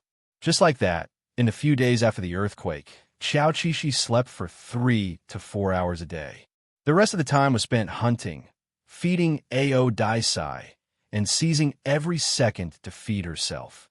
In the past, he used to eat several meals a day. When he had nothing to do, he would lie in the bushes and nibble. 3 meals a day. He would also have extra snacks brought back by his boyfriend. He ate until he was fat. Now, not only did he not have many meals, but he also did not have any snacks. As long as he was not particularly hungry, he would endure it. Therefore, he was visibly thinner. After eating the meat they brought back this afternoon, they prepared to change to another place to rest. This place was too close to the Rift Valley, which gave them a sense of insecurity. Daisai was still in pain when he walked. If he continued to walk like this, he would probably spend another day recuperating. However, he did not make a sound and did not let Xiao Qishi worry. He even diverted some of his attention to analyze where he should rest and recuperate. Their original home seemed to have been damaged by the earthquake. Many trees and stones were piled up in a disorderly manner, and it was a little far away. Fortunately, they found a suitable place not long after walking. Moreover, there was spring water emerging from the cracks in the stones. Xiao Qishi was ecstatic. In the past few days, he had been having a headache trying to replenish Daisai's water. In the end, he could only give Daisai big radishes. However, big radishes in summer were not delicious at all. They were not as hydrated as in winter. It was hard on Daisai to eat them for a few days. Daisai was also very happy to see the spring water, but it still needed to be modified to make it easier to drink water. "I'll do it. You sit by the side obediently." Xiao Qishi dug a pit where the spring water was coming out and then laid some pebbles. "You can drink the spring water when it's clear." The two dinosaurs squatted by the side and waited quietly. The spring water became more and more clear. When they could drink the first mouthful of spring water, they were modest to each other. Daisai instinctively let Little Bear drink first. It had never thought of fighting for first place. Xiao Qishi also did not. Daisai was the patient. How could he want to drink before the patient? He had smelled the spring water when he was digging the pit just now. This spring water must be very sweet. He stomped his hooves angrily. "Hurry up and drink it." Little Bear was fierce. Daisai did not hesitate anymore. It lowered its head and blinked, enjoying the sweet spring water. It was carefree. Because the spring was too small, it had to wait for a while to finish drinking.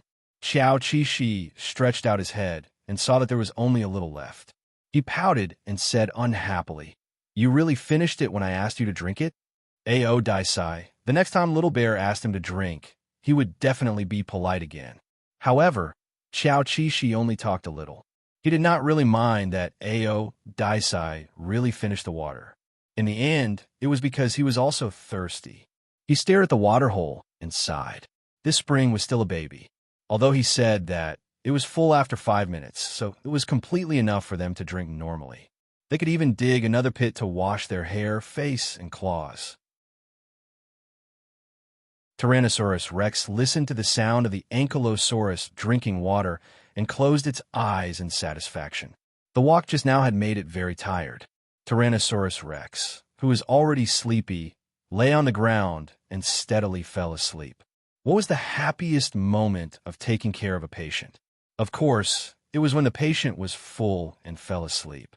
The little caretaker finally had his own free time. Logically speaking, he could go out and eat a big meal. After all, he was hungry. However, when he relaxed, he did not have any desire to go out. Xiao Qishi still wanted to stay by his partner's side. There was a piece of grass under his feet. Although it did not grow very well, it was still enough to be dinner. The next morning, Daisai woke up and found that the ground around him was bare. He remembered that it did not look like this yesterday. Xiao Qishi, who had already woken up and prepared the food, came over and kicked his boyfriend. "Get up. There's only the place where you are lying on that hasn't been finished." Daisai. Although Daisai did not say anything and continued to eat meat as usual, he secretly stared at the surrounding treetops. There were many herbivorous dragons on this continent. They were like locusts, scourging all the grasslands. Therefore, it was not the carnivorous dragons that were short of food, but the herbivorous dragons. Xiao Qishi was only joking when she said that Daisai was fierce. When he saw the dinosaur-shaped grassland, how could he bear to eat it? He did not even have time to look at it and smile foolishly. Today, he was going to dig out another water hole. He was ashamed to say that since the earthquake, he, who loved cleanliness, had not taken a shower. There were a few times when he passed by the water source, but he only drank water in a hurry. It was estimated that the cleanest part of his body now was his face. That was all thanks to Ao Daisai. Ao Daisai, who was eating meat, also saw the dinosaur-shaped grassland. It was not eaten by Yelashanda. This seemed to be reasonable, because Yelashanda always liked these cute things. In this quiet morning, the Ankylosaurus was working hard to dig a hole. The Tyrannosaurus rex was quietly moving its body under the tree. The lower treetops had been eaten by other tall, herbivorous dragons. Only the treetops above 10 meters were still growing lush green leaves. At this height, even the Tyrannosaurus rex had to tiptoe. However, it did not matter. The doctors in human society said that moving more would make it recover faster. Superhumans saw from afar that the Tyrannosaurus rex gave the Ankylosaurus a misty branch as if it was a gift for taking care of it. In reality, of course, it was not. This was just Ao Daisai and Yelashanda's daily life. It would be too light to say that it was a gift. Xiao Qixi, whose face was covered in mud, saw the branch. His first reaction was not joy, but anger. Damn, why was this patient so disobedient? He had not even recovered, and he was already messing around. Why did he break the branch? It was not like he could not find food for himself. What are you doing? Didn't I tell you to lie down obediently and not move? Xiao Qixi hit the small hammer on his tail domineeringly and said angrily, "You are not allowed to do anything except eat, drink, and pee. Be obedient." Ao Daisai was stunned. He blinked his eyes in grievance. Just as he was about to say something, he was interrupted by Xiao Qixi.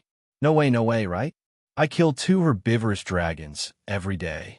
You actually think that I don't have enough to fill my stomach? Xiao Qixi said angrily. As he spoke, he used his foot to pick up the branch. He was speechless. It looked so delicious. He took a bite. Wow, it was delicious. Ao Daisai's eyes were full of smiles. For the 10,000th time, he felt that Yelashanda was really cute. He really wanted to hug him. Eat. Seeing how happy he was, he knew that the leaves were delicious. Yelashanda, who had a bad mouth and a straight body, turned around and washed his face sweetly. It felt so good to have a boyfriend to dote on you. However, what made him even happier was that Ao Daisai's condition today was really good. It reminded him of when he was healthy. Xiao Qixi was as if he had been injected with chicken blood.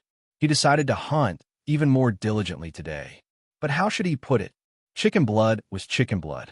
Sometimes black swans came so quickly. He went out today and actually did not find any herbivorous dragons suitable for hunting. In the afternoon, he returned empty-handed and found that the small pool that he had thrown away halfway had already been dug. There was also a circle of colorful small stones carefully placed on the side. There was no lack of these during the Cretaceous period. They were adorable. Ao Daisai was lying on his side and sleeping. He did not press down on the T-Rex-shaped grassland that he had deliberately left behind. Upon closer inspection, there were even small water droplets scattered on it. It was obvious that the T-Rex had taken care of it. When Xiao Qixi saw this scene, his originally disappointed mood was instantly comforted. It was okay. Ao Daisai had already eaten a very full meal today. It should be okay if he did not eat tonight. Sob. He approached Ao Daisai dejectedly. The other party was too familiar with his scent. Even in his sleep, he welcomed him to lean on him. It was so quiet today. Every time the smelly fart king Yelashanda came back, he would wake him up in a high-profile manner and ask him, a patient, to quickly eat. Today, he came over quietly and aggrievedly without saying a word. Ao Daisai secretly laughed. He rubbed his head sleepily against Yelashanda and teased in a sexy and mellow voice. It's okay, I'm not hungry. You've already fed me in the morning, little cutie. He paused and said again, Bah.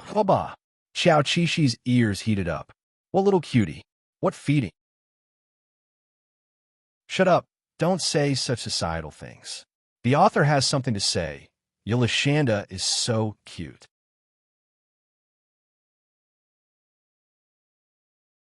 Chapter 215. When Tyrannosaurus regained his intelligence, and was no longer pure and innocent. Xiao Qixi often felt shy in front of him. When Tyrannosaurus was still a pure and innocent Tyrannosaurus, he rarely felt this way, because no matter what he did, Tyrannosaurus would not think too much about it. Everything was so primitive and instinctive. Everything he did was natural, but with intelligence it was different. Ao Daisai knew a lot of jokes. Xiao Qixi was sure that at this moment, Daisai's mind must have a lot of indescribable things, although these things were not shameful in his heart, and there was no need to be shy about it. This might be the difference between different species. He was thin-skinned, and he could not be as thick-skinned as Ao Daisai. Ao Daisai, who knew the jokes, smiled slightly. Because he was now a dinosaur, he could only make a slightly scary expression, and it might not even be called a smile. But it did not matter. Yulashanda was already used to his appearance, and would not be scared by him no matter what. He knew what he looked like. He looked very powerful, and his teeth were more than 10 centimeters long. The 2 rows of sharp teeth looked very sharp, and he liked them very much. When Ao Daisai learned about prehistoric beasts like dinosaurs in human society, he had envisioned this kind of power. But he was also very clear that even as the overlord of the continent in the ancient Earth era, it did not mean that he could sit back and relax. Look, the disasters of nature had already caused him to suffer, and it also made little bears sad and worried. He hoped that he would get better soon. Xiao Qixi woke up early and worked late, and with the constant pressure on his mind, he was even more tired. Once he relaxed, heavy sleepiness attacked him. Actually, Ao Daisai, who was not very sleepy, forced himself to continue sleeping after his partner fell asleep. Although there was a saying that was poisonous chicken soup, it was very true. When you sleep, you won't feel hungry. After another 2 days, Xiao Qixi finally knew why it was harder to find prey recently. Since Ao Daisai was injured, no Tyrannosaurus continued to patrol this territory, and the other carnivorous dragons began to covet this land. The carnivorous dragons no longer had a safe environment, and they were very cautious when they came out to look for food. Xiao Qixi was not afraid of other carnivorous dragons, but he was afraid that other Tyrannosaurus would come over. Although he found food today, he exuded a worried aura. What's wrong? Otis was stretching his body under the tree. When he heard that his mate had returned, he slowly walked over. Nothing. Xiao Qixi would not tell Ao Qixi about the bad's condition. A good person who was recuperating. Was dragging the food over. He threw away his worries and happily looked at his boyfriend who was getting better and better. Hurry up and eat. Today's prey is very plump. Was the fat? Was the fats. Ao Daisai. Do not lie. Because of his height, Ao Daisai had to look down at Xiao Qixi. He lowered his head and waited for a while. The other party looked away guiltily. He sighed and tilted his head. Yulashanda, do I look like a piece of trash? He could not move and could only rely on Yulashanda to take care of him. What? What was this Tyrannosaurus talking about? No. Xiao Qixi reacted strongly. He straightened his head and glared at the self-deprecating guy. He shook his head. Don't think like that. You are just injured. You are injured. Isn't it normal for me to take care of you? Do you mean that I'm not a piece of trash? I am very strong? Ao Daisai looked at him. Yes, of course. Xiao Qixi thought. You are strong. In my heart. Who is stronger than you? If you're a piece of trash, then what am I? Little trash? Otis nodded and slowly analyzed the situation. Since you think that I am very powerful, why do you treat me like I am weak? I mean, you are overprotective of me. Actually, you can tell me anything you want. You're too protective of me. Actually, you could tell me anything. For example, a few days ago, he did not find any prey. If he was tired, he was tired. There was no need to feel guilty or uneasy. Could it be that even this was his fault? Xiao Qixi could not believe it. He was unhappy. Looking at the silly Yulashanda, Ao Daisai said, You are already very good, Yulashanda. Then he started to eat and did not say anything else. Xiao Qixi understood. So he was praising him in a roundabout way. Really, and it seemed to make sense. He sat down. Well, an ordinary ankylosaurus would not do this. However, he was not an ordinary ankylosaurus. He sat very comfortably. After A.O. Daisai finished eating, he grumbled, "Those Styx raptors and Dakota raptors are back. Our territory is in a mess. Many of the herbivorous dragons have left. Prey is hard to find." A.O. Daisai licked his shoulder that was stained with grass. "It's okay. I will eat once a day in the future. Bullsh asterisk T. You don't have to worry about this." Xiao Qishi was not worried about this. Food was hard to find, but relatively speaking, it was easy to find. He frowned. "You haven't been on patrol for a long time. I am afraid that a Tyrannosaurus Rex will come." This was the scariest thing. Currently, all the dinosaurs in the territory could not harm the Ankylosaurus. In the worst-case scenario, it would just starve. However, if a strange Tyrannosaurus Rex came, he and A.O. Daisai would be in danger. Of course, A.O. Daisai had considered the things that he could consider. Before he recovered from his injuries, he would not make a sound. Tyrannosaurus Rex was very sensitive. If it did not hear his voice, they would be in danger. "It's okay. No matter what the situation is, we can deal with it," A.O. Daisai said calmly. He hoped that Yolashanda would relax and not overthink things that had yet to come. That was true. Xiao Qishi did not believe that a top student and a wily old fox who had been in the wild for so many years could not deal with the Cretaceous period. His heart calmed down a little. Xiao Qishi winked at his calm boyfriend and wondered, A.O. Daisai, do you feel burdened by being supported by me? Would he really feel that he was useless? A.O. Daisai had finished cleaning up the food debris and was washing his face by the small pool. He blinked and asked with a clear conscience, "Why should I feel burdened?" "Xiao Qishi, you are so self-righteous." His gaze was too obvious. A.O. Daisai, you are my partner, and you are also very strong. I believe that you could take good care of me. Stop. No flattery. Damn it. Xiao Qishi felt that the corners of his mouth were about to reach the sky. The other party must have done it on purpose. Awoo. The thin-skinned Tyrannosaurus Rex opened his mouth and asked him to shut up. However, his mouth was relatively small and did not have any deterrent force. A.O. Daisai would not be afraid of him. He would only think that he was cute. A.O. Daisai washed his face and revealed 2 rows of snow-white teeth. He only needed to open his mouth slightly to hold the Tyrannosaurus Rex's head. Xiao Qishi felt that it was good to play like this. The young couple joked around like this for a while, and the worried atmosphere returned to being happy and cheerful. After all, there was nothing more important than them being together. The few trees around them had been basically wiped out by A.O. Daisai. They looked pitiful. He wanted to give the little bear a present, so he had to walk a little further away. He thought of it as training his body. Some of the swollen joints had already gone down, but there were still a few that had yet to recover. It made people wonder if there were still blood clots in the joints. Chinese medicine emphasized promoting blood circulation and removing blood stasis. Xiao Qishi felt that it was not enough to just apply grass. He had to massage it. When he had nothing to do after dinner, he would ask his boyfriend to lie down and then use his 2 round little hooves to massage his body. For a Tyrannosaurus Rex, the Tyrannosaurus Rex's hooves could be described as little. However, the Tyrannosaurus Rex's hooves were really strong. Sometimes it really hurt. Xiao Qishi, you can't hide your illness from doctors. You have to face your own situation.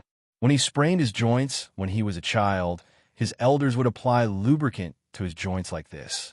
A.O. Daisai, it seems that you are the one who doesn't face your own situation, you 4-ton cutie. Perhaps he would become the first Tyrannosaurus Rex on this continent to be tortured by the Tyrannosaurus Rex. Maybe it would be useful. On the second day, after being tortured by Yolashanda, A.O. Daisai seemed to be in good spirits. Early in the morning, he walked around to do rehabilitation. Xiao Qishi was very pleased. There was a lot of rain in summer. After a few rains, the lawn at home grew again. Xiao Qishi looked at the tallest dinosaur lawn and drooled. He really wanted to eat it, but he couldn't bear to. A.O. Daisai egged him on and said, "If you want to eat it, just eat it. At most, you could just get another one." Ciao Chi-Chi, you were right. After a day of hard work, the two dinosaur homes had a dinosaur lawn in the east and a dinosaur lawn in the west. Ao Daisai cooperated with Yolashanda like child. Even if he was called out to change positions after falling asleep, he never got angry. He liked to see Yolashanda happy. One day, Yolashanda rushed back from outside. He said that he saw an unfamiliar Tyrannosaurus Rex nearby. Ao Daisai woke up immediately. Since that was the case, it was better to leave. The other party would come here sooner or later. Okay, Yolashanda also agreed to leave. But before he left, he quickly finished the dinosaur lawn that they took care of. Be good, let's go quickly. I heard the sound of the Tyrannosaurus Rex. Ao Daisai whispered. Damn it, there were still 2 dinosaurs left to eat. After all, his life was more important. Ciao Chi-Chi followed Ao Daisai and left. In fact, Ao Daisai's condition was much better now. He could walk normally, but he still couldn't fight. The 2 dinosaurs left, leaving behind 2 small grasslands with dinosaur patterns. The superhumans looked down from above. Once again, it was a pity that they didn't have the technology to take pictures. Otherwise, they could take pictures of the dinosaurs. They walked into the depths of the forest. The unfamiliar Tyrannosaurus Rex slowly walked over. But this place that was full of life had already been emptied. Ciao Chi-Chi was still talking about his own grassland. He bit the tip of his boyfriend's tail and said fiercely, "We will take back that piece of land in the future." Ao Daisai said, "Yes, take it back." It was the season of fruits. As the 2 dinosaurs walked, Ao Daisai looked up at the tree in front. "Little cutie, look." Ciao Chi-Chi looked up, and his eyes lit up. Wow, a tree full of fruits. He started to look forward to the life of wandering with Ao Daisai. Even if it didn't have a fixed territory, so what? Life was full of surprises. The author has something to say. 8:00 p.m.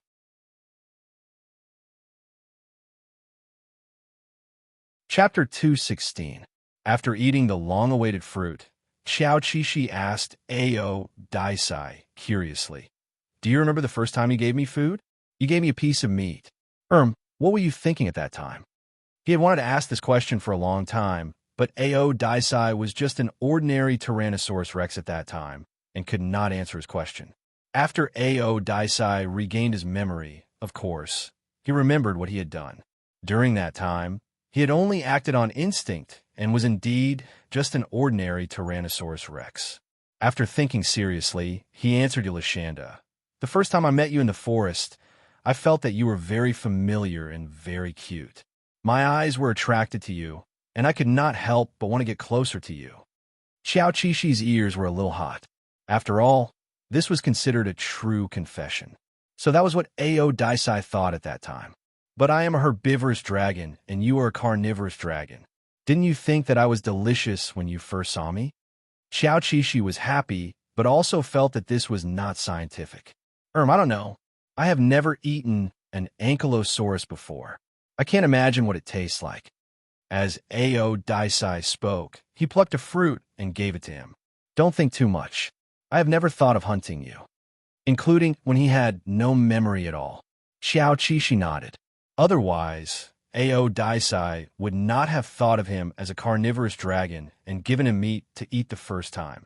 Ao Daisai tilted his head and looked at him. His eyes were still light gold, but they felt much deeper and more unfathomable than before. Every time Ciao Chi-Chi was looked at like this, he would involuntarily blush and his heart would beat faster. What's wrong? Well, he's not wrong to say that. Ao Daisai thought for a while and then leaned close to the ankylosaurus face and kissed it gently. "My Yolashanda does look delicious." Yolashanda was speechless.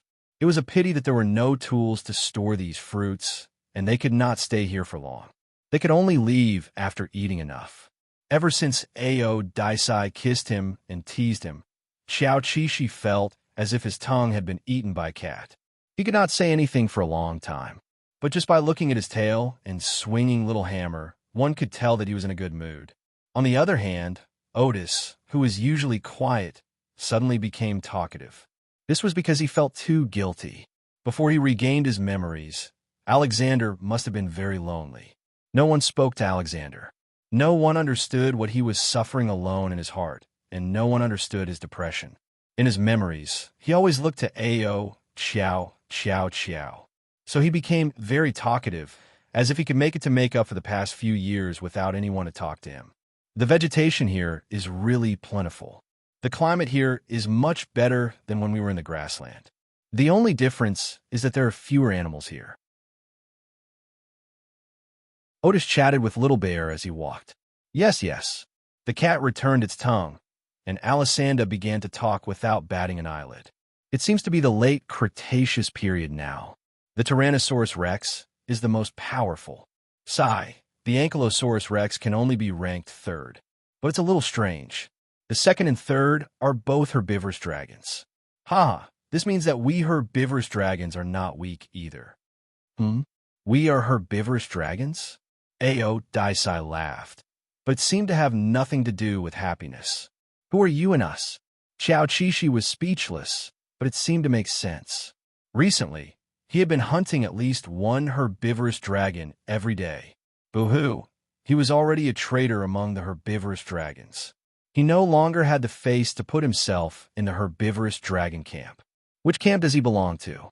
As if it could see Lashanda's distress, Ao Daisai said leisurely, You're not a proper herbivorous dragon, neither are you a carnivorous dragon.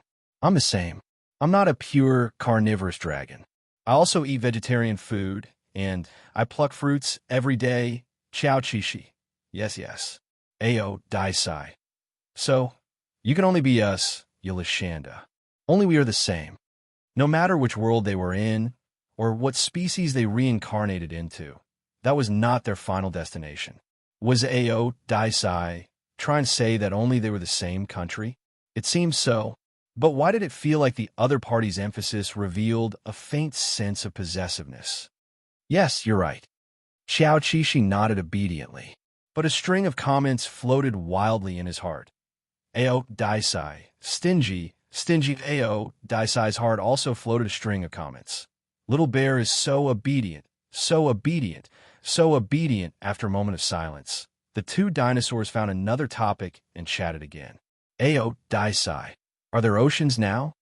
Xiao Qishi, yes, there are, and the ocean area is even larger than the ocean area of modern society. Many plates of modern society were a vast ocean during the Cretaceous period, and it was only later that they slowly emerged. So later on, people would find the remains of marine creatures on land. That's great. Ao Daisai sighed in admiration, as if recalling his decades of marine life. The current ocean environment must be much better than back then, right? That's for sure. Now that the world is pollution-free, the ecological environment is very good. Still, if the planet hadn't hit the Earth, it's hard to say who would rule the Earth now. But how should I put it? Everything is fate. Xiao Qishi. There are many marine creatures in the ocean now. There are several kinds of sharks, but they're all very ugly. She thought for a moment.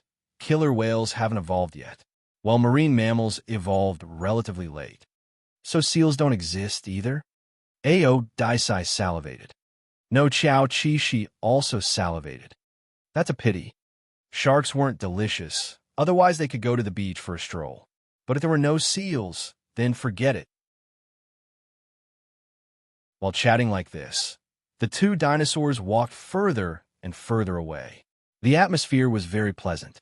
The only drawback was that they got hungry while chatting. Tyrannosaurus, who was currently being raised by his partner, looked at the other party expectantly and licked his mouth. I'm hungry. The color of the tongue was probably the brightest color on the Tyrannosaurus body. Xiao Qishi thought, if you're hungry, then so be it. Why are you so social? People who don't know will think that you want to eat me. Then wait here. Xiao Qishi arranged. I want to follow you.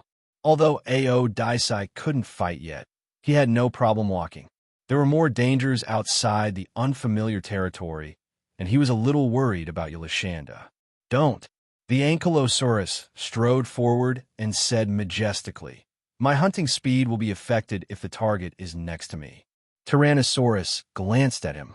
If he remembered correctly, he had taught the little babies hiding skills step by step, and he had learned it for a long time at that time. Of course, since her boyfriend insisted on following her, Xiao Qixi had no choice but to show him what she was capable of. Don't be a hindrance, or you'll be the one who starves, he warned. Got it. Ao Daisai answered obediently. Of course, the first thing to hunt was to find where the prey was. In this regard, Tyrannosaurus had a natural advantage. His 5 senses were sharper than the Ankylosaurus. So just by sniffing the air, he asserted, "There's no prey in the direction you're going now, so you should go left." Xiao Qixi was annoyed. Why are you talking so much nonsense today? If he remembered correctly, Ao Daisai's bear was steady and reserved, and he was silent. Yes, after all, Ao Daisai didn't know how to talk when he was a bear. It would be strange if he wasn't silent. Xiao Qixi really wasn't sure if there was prey in front of him, so although he was annoyed, he still went left. Seeing his lack of sensitivity, Ao Daisai finally understood why Yolashanda spent so much time hunting every day. Because the Ankylosaurus's body structure didn't evolve for hunting. What's wrong? Does your body hurt again? Xiao Qixi looked back at Ao Daisai, annoyed. He didn't want this guy to follow them. It doesn't hurt. Ao Daisai continued to move forward. He didn't hurt, but his heart suddenly hurt for a second. Xiao Qixi repeatedly asked Ao Daisai to rest on the spot, but the other party was unwilling and insisted on following him. In the end, he had no choice. The advantage of letting the other party follow them was that they quickly found suitable prey to hunt. Ao Daisai was very obedient.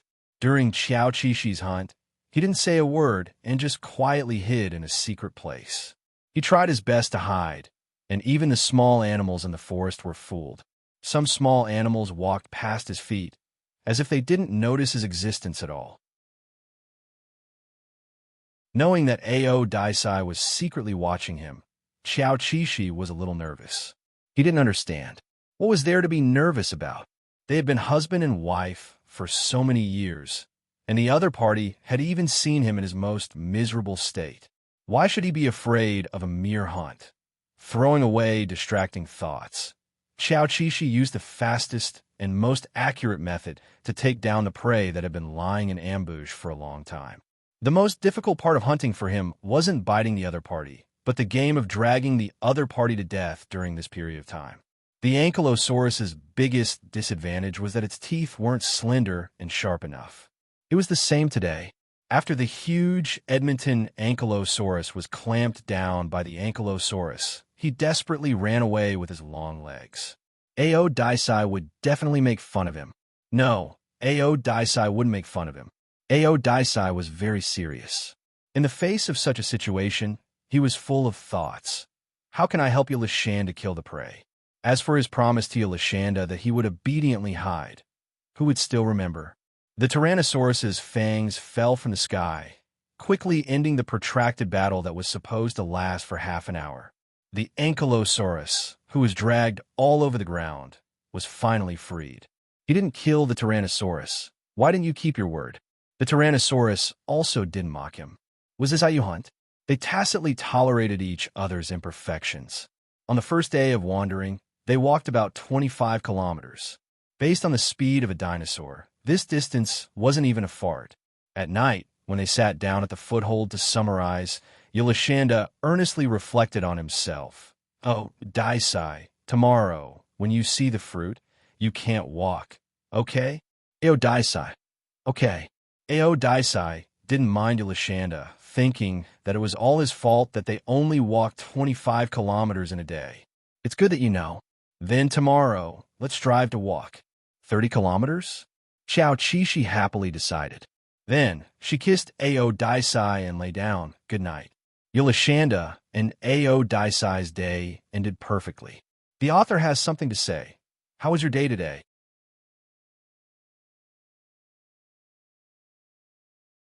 Chapter 217. According to analysis, the earthquake on the North American plate was just a small trigger, and its active period had not completely passed. Next, it was very likely to be the beginning of the North Atlantic Ocean splitting. If that was the case, the dinosaurs on the continents connected to the North Atlantic Ocean would be unlucky. The splitting of the Atlantic Ocean would cause tsunamis and volcanic eruptions. As a geology student, Xiao Qixi knew the connection. He could only pray that the chain reaction would not come so soon. The late Cretaceous period was a period of plate splitting, and volcanic eruptions were the most frequent. During this period, the dinosaurs would be persecuted every few days. If they were not capable, they would not be able to survive. The next day, Xiao Qishi learned from the painful experience and took her boyfriend away from the volcano crater and walked all the way to higher places. It was said that it was cold at the top. The higher one went, the colder the weather. In fact, this was against the dinosaurs' habit of walking to the plains in winter. Xiao Qishi said to Ao Daisai, "There was an earthquake just now. We can't go to the sea anymore. Although it is not necessarily safe to go to higher places, my intuition tells me that it is safer to go to the sea. It is more dangerous to go to the sea.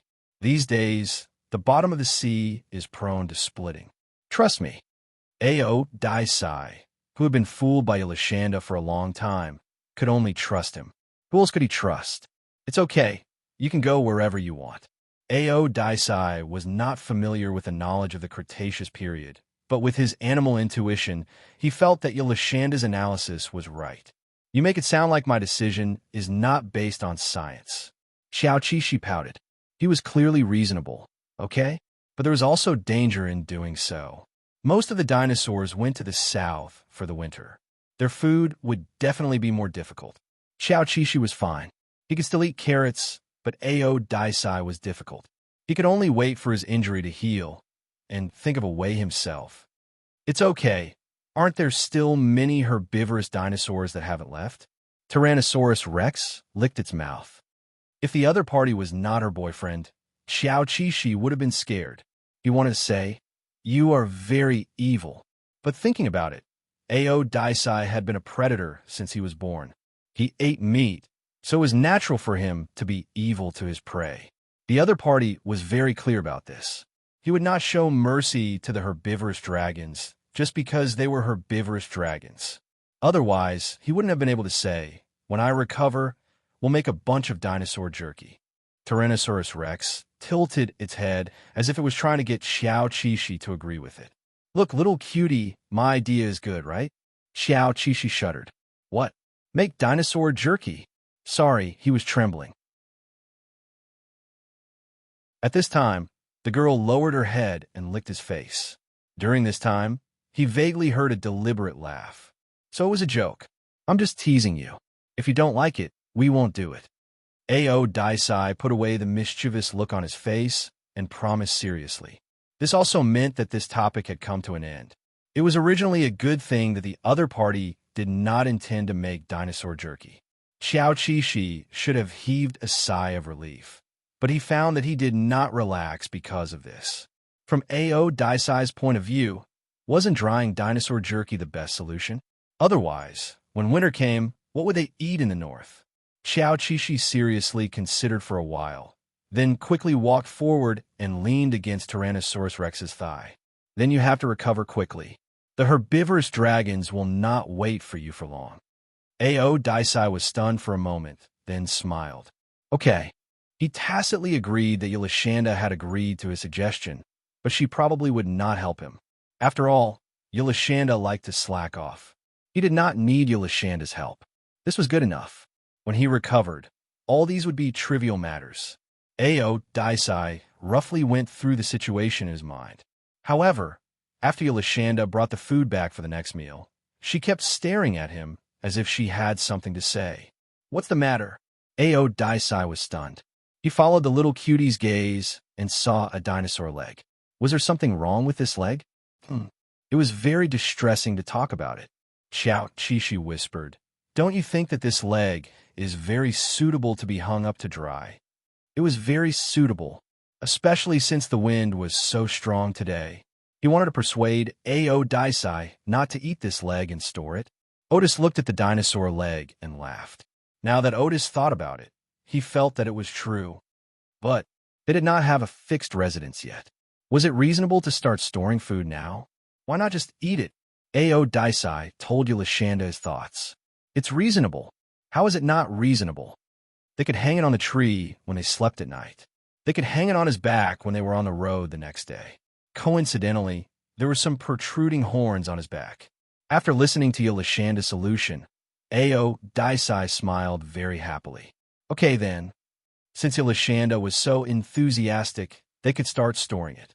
They used their sharp teeth to bite a hole in the skin of the leftover dinosaur leg and hung it on the tree to dry. After hanging it, the two dinosaurs looked at the leg attentively under the moonlight and felt very happy. They had stored food. During the day, the dinosaur leg would be hung on Yolashanda's back. When he wanted to go out to hunt, he would give the dinosaur leg to Ao Daisai to hang up and repeatedly remind Ao Daisai, "You can't eat it secretly. This is winter food." Ao Daisai. Okay. However, there was not enough leftover food for every meal. Sometimes, the prey was too small for Ao Daisai to eat. Xiao Qishi. Are you blaming me? The food reserve would be reduced during the drying process, so it was not heavy to carry. A week later, Yolashanda's back was full of food. Ao Daisai's injury was much better this week. He felt that he could participate in the hunt, but Yolashanda still did not allow him to mess around. He said that it would take 100 days to recover. Otis calculated and realized that 100 days would be more than 3 months. How could that be? He could not accept it. However, it had been less than a month since he was injured. Xiao Qishi also could not accept it. Indeed, all beasts were like this. How could they have much time to recover? The other party used his previous life as an analogy, saying that even an injured lion had to hunt by itself. Xiao Qishi nodded. Yes, beasts have their own rules. Ao Daisai. That's right. He thought that he had convinced the little cutie. His eyes were shining. But when you are with me, you have your own rules. Xiao Qishi raised her head and said, I will say rules. Ao Daisai's tail was almost in the sky. He was also full of delicious food. How could he say no? Looking at her obedient partner, Xiao Qishi turned her back to him and said, Do you want some? She took it as a consolation. Ao Daisai blinked. He lowered his head and took the biggest piece. It was Yolashanda's most precious piece. She did not let him eat it. Xiao Qishi knew what happened when she saw him running away. She was speechless. Bastard. When the superhumans arrived, they saw the Ankylosaurus slowly chasing after the Tyrannosaurus Rex. They did not know what happened and thought that the Tyrannosaurus Rex was bullying the Ankylosaurus. However, the truth was not far from it. Look, what is on the Ankylosaurus Rex's back? They were too far away, and the dried meat was grayish in color. They really couldn't guess what it was at that moment. After chasing for a while, the Tyrannosaurus Rex finally stopped and waited for its partner. Of course, it had finished its food. The Ankylosaurus Rex looked very angry. It kept hitting the Tyrannosaurus Rex with its head and made angry noises. Even the superhumans could easily sense its dissatisfaction. The Tyrannosaurus Rex was full of guilt. That was why it allowed the Ankylosaurus Rex to bully it. However, the guilt was too superficial. Even the superhumans could tell that if they could do it again, they would still bully the Ankylosaurus Rex. While the superhumans felt sorry for the Ankylosaurus Rex, they also felt that it was good for them to live a free life. They could even play with their partners and wander around the world. They really hoped that they would not be hurt by the Ankylosaurus Rex again. Xiao Qishi decided to dig out the food reserves from Ao Daisai's mouth for their next meal. It would be a counterattack. Ao Daisai's personality could be really naughty sometimes. Xiao Qishi liked to see him jump up and down when he was teased. He did not want to be fooled, but he was really angry. For the rest of the journey, he walked on the left side of Ao Daisai. There was a distance between them as if to say, Your little cutie doesn't want to talk to you now. The Tyrannosaurus Rex ate a delicious snack and licked its lips in satisfaction. It felt good. Beast did not have the concept of afternoon tea. He would either eat a full meal when he was hungry or not eat at all. Ever since he followed Yolashanda, he had the habit of eating snacks. In Yolashanda's words, before you are with me, it is called survival. After you are with me, it is called life. Understand? Ao Daisai, who had angered his partner, paid attention by the side of the road. Not long after, he picked a bouquet of light yellow flowers. Xiao Qishi received the flowers and felt a lot better. He praised, Beautiful. Then he ate all the flowers. The small incident on the road did not affect their relationship. Soon, the Ankylosaurus and the Tyrannosaurus rex were intimately walking together until the sun went down. Xiao Qixi hummed a song and was about to stop and set up camp in front. Ao Daisai would be in charge of watching the meet while he went hunting. However, just as he turned a corner, he saw a suspicious shadow in the distance. It looked a little like the Tyrannosaurus rex. He stopped and was afraid. Is it the Tyrannosaurus rex? Ao Daisai gave him an affirmative answer. Yes, but don't be afraid. It is a female dragon. I can beat her. Yolashanda was arranged to wait for him. Wait for me here. I will go and chase her away. Okay, Xiao Qixi agreed. Although it was immoral to do so, since the other party came first, he was sorry. He had his eyes on this place. The tree next door could be used to hang meat at night, and the grass could be used as supper and a mattress. Feng Yin might not be able to find such a place within a few kilometers. Since they were all beasts, what was the point of talking about morality? If he liked it, he would do it. Just as Yolashanda was observing which branch was more useful, Ao Daisai ran back and told him to run quickly. Xiao Qixi. Ao Daisai. There is not only one female dragon. Her partner is also nearby. In his current condition, he couldn't beat 2 Tyrannosaurus rexes, even with Yolashanda. Xiao Qixi was about to faint. He was still thinking about what to do a second ago, but in the next second, he was suffering retribution. Has his partner caught up? Yes. Ao Daisai was also helpless and emphasized, run quickly. Damn it, but how could Xiao Qixi run? His legs were short, and there was meat hanging from his back. When he ran, all the meat would fall off. Boo-hoo, are you holding the meat in your mouth? Ao Daisai, Ao Daisai. I will be careful. He turned around and saw that the 2 Tyrannosaurus rexes were getting closer. Yolashanda, run quickly. The Tyrannosaurus rexes pushed the Ankylosaurus rexes with their heads, but the Ankylosaurus rexes kept thinking about its meat. Although Ao Daisai was picking it up from behind, he definitely didn't pick up all the meat. Boo-hoo, boo-hoo, boo-hoo, are they still chasing us? They're so immoral. As the saying goes, don't chase a cornered enemy. Let's see if these 2 uncultured dinosaurs will suffer retribution in the future. Yes, they're still chasing us.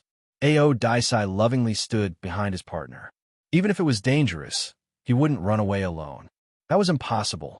When Xiao Qixi heard this, he didn't say anything and just ran forward with all his might. After running for a long time, there was finally no movement behind them. Just in case, Ao Daisai urged the little cutie to hold on for another 10 minutes. What if the 2 Tyrannosaurus rexes were playing tricks? They're not that smart, Xiao Qixi said angrily. However, he was afraid of death and finally held on for another 15 minutes. Although the place where they landed was not as good as the previous one, it looked pretty good. Most importantly, the 2 of them were very tired. Before they could catch their breath, Xiao Qixi immediately asked Ao Daisai to spit out the jerky. 1, 2, 3. After counting twice, his face darkened. Some of the meat must have fallen off when they were running just now. He didn't pick it up. Is it missing? Ao Daisai felt guilty. Just now, he was only concerned about Yolashanda's safety and didn't pay much attention to the meat. Yes, 2 pieces are missing, Xiao Qixi said with certainty. Ao Daisai was stunned and rubbed his head. It's okay. Maybe those 2 pieces of meat are the key to our escape. I think so too, Xiao Qixi said seriously. However, he still felt sad when he thought about it. Wow, my meat. Because the 2 pieces of meat were lost, or perhaps they had already entered the mouths of the 2 Tyrannosaurus rexes, the Ankylosaurus was very emotional and didn't recover for a long time.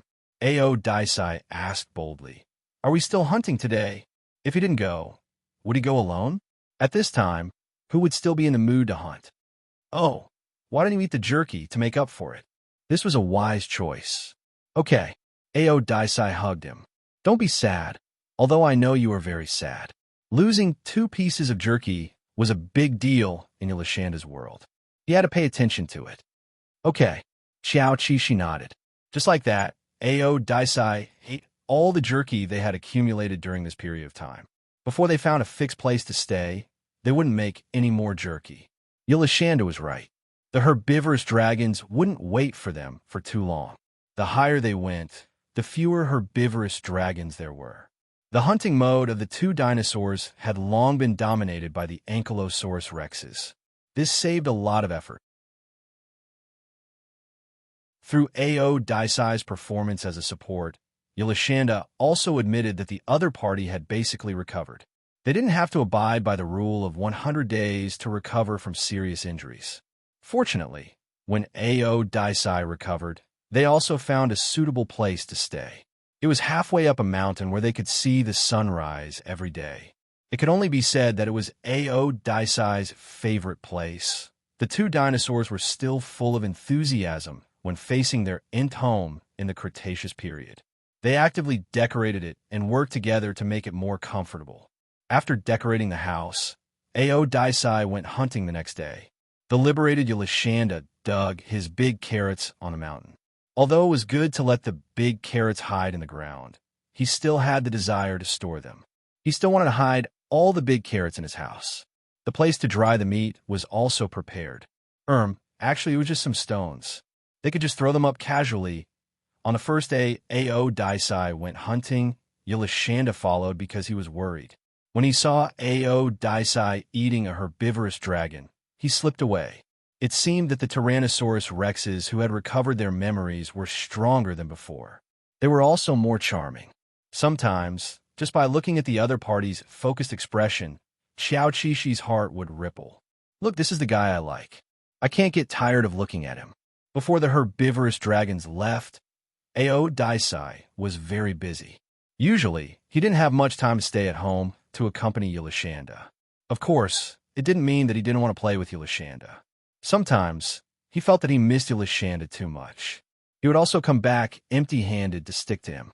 This time, when he came back, he saw Yolashanda digging a hole. It seemed that he had been digging for a while. What are you digging for? The armored dragon, which had half of its body in the hole, was almost scared to death by him. It quickly retreated. Didn't you go hunting? The Tyrannosaurus rexes looked at him affectionately. I missed you. That's good. Qiao-Qixi looked at the hole happily. Then help me dig a hole. This hole was used to store the big carrots. The house couldn't fit all of them, so he built a warehouse near his house. Aodicei spent the whole afternoon helping Yolashanda dig the hole.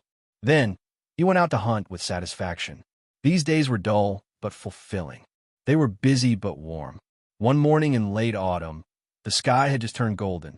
The tsunami in the North Atlantic Ocean came as Qiao-Qixi had predicted. A huge wave of a few hundred meters high suddenly rose from the sea and rushed towards the land. Obviously, this was an unprecedented tsunami. Superhumans had predicted this day through the timeline and real data. However, they couldn't do anything. They could only watch as the tsunami happened. Some of the dinosaurs that lived near the sea were the first to be attacked by the tsunami. When the sea drowned them, they might not have woken up from their dreams. However, there were also some dinosaurs that had sharp senses. Before the tsunami came, they sensed that something was wrong. They panicked and fled, retreating to higher altitudes. In short, because of the arrival of the tsunami, all the animals on the land fell into a panic. Qiao-Qixi thought that he had gone far enough. However, he still faintly heard an unusual sound that made him worried. He woke up and stood on a mountainside. He looked at the golden sun in the distance. The late autumn wind was a little cold. Suddenly, he seemed to see the figure of a huge wave. He was shocked. He ran back and shouted, "Oh, Aodicei, come out and see. It seems like a tsunami." Half a minute later, Aodicei came to the place where Little Bear was looking at. With his good eyesight, he did see the familiar wave. Not only that, he sniffed the air brought by the wind. He was basically sure that it was the smell of seawater. On the morning of the tsunami, the land bordering the North Atlantic Ocean was bleak. On the other hand, the other plates looked calm. Of course, the two dinosaurs that lived at higher altitudes didn't have to worry about them for the time being. Even so, Qiao-Qixi was still worried. It was too worrying. How many dinosaurs would die in this tsunami? He hoped that those dinosaurs that ran fast would escape quickly. The weather was cold this season. The dinosaurs all went to the sea. Fortunately, only the dinosaurs that walked at the back found something wrong and immediately ran back. The speed at which the sea submerged the land couldn't catch up with the speed of their escape. Therefore, a group of dinosaurs survived. After a day or two, Xiao Qishi found that the foot of his mountain had become lively. From time to time, he could hear the sound of dinosaurs. It was obvious that those dinosaurs that were afraid of death had hidden here. Xiao Qishi said dryly, "It seems that the meat jerky we prepared won't be used. There's no shortage of herbivorous dragons this winter." However, he forgot that when herbivorous dragons gathered, other carnivorous dragons would also gather. Ao Daisai didn't seem to like the noise in front of his house. He prayed that this place wouldn't become a slaughterhouse for carnivorous dragons. On the first night, there were frequent sounds of tyrannosaurs hunting herbivorous dragons at the foot of the mountain. In such an environment, Xiao Qishi couldn't sleep well at all. He snuggled into Ao Daisai's arms a little afraid and complained softly, "It's so noisy around our house." Actually, the noise wasn't the problem. The shrill cries were the problem. "They're so hateful," Xiao Qishi muttered. Ao Daisai opened his eyes and raised his head slightly. Although he felt that this was how tyrannosaurs hunted, he didn't dare to say that Yolashanda was wrong. He could only help scold the tyrannosaurs. Yes, they're very hateful. That's right. Xiao Qishi thought that if those tyrannosaurs were more straightforward, the prey wouldn't have had a chance to speak. He had seen Ao Daisai hunt before. Ao Daisai did this. The prey died in an instant. Neither of them was more noble than the other. They were both hunters. However, at least Ao Daisai didn't disturb the people and wouldn't torture the prey too much. Xiao Qishi knew that he had double standards, but he just felt that Ao Daisai was good in everything. Although it was powerful, it was never cruel. The large-scale casualties caused by the tsunami and the situation at the foot of the mountain piled up in Xiao Qishi's heart and made him lose sleep. Ao Daisai kissed him. What else could he do? Shall I go and take a look tomorrow? No, that's still not necessary. Xiao Qishi hurriedly shook his head and tried his best to stop Ao Daisai from interfering. Let's just live our own lives and not expose our whereabouts. If a group of tyrannosaurs attacked them, they wouldn't be able to handle it. It was better to be more cowardly. Ao Daisai agreed.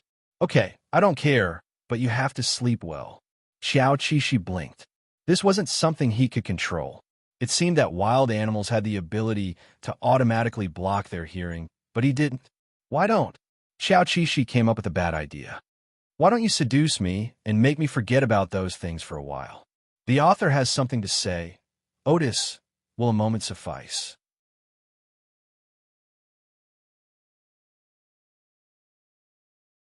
Chapter 218. It was a bad idea. Xiao Qishi and Ao Daisai immediately regretted it.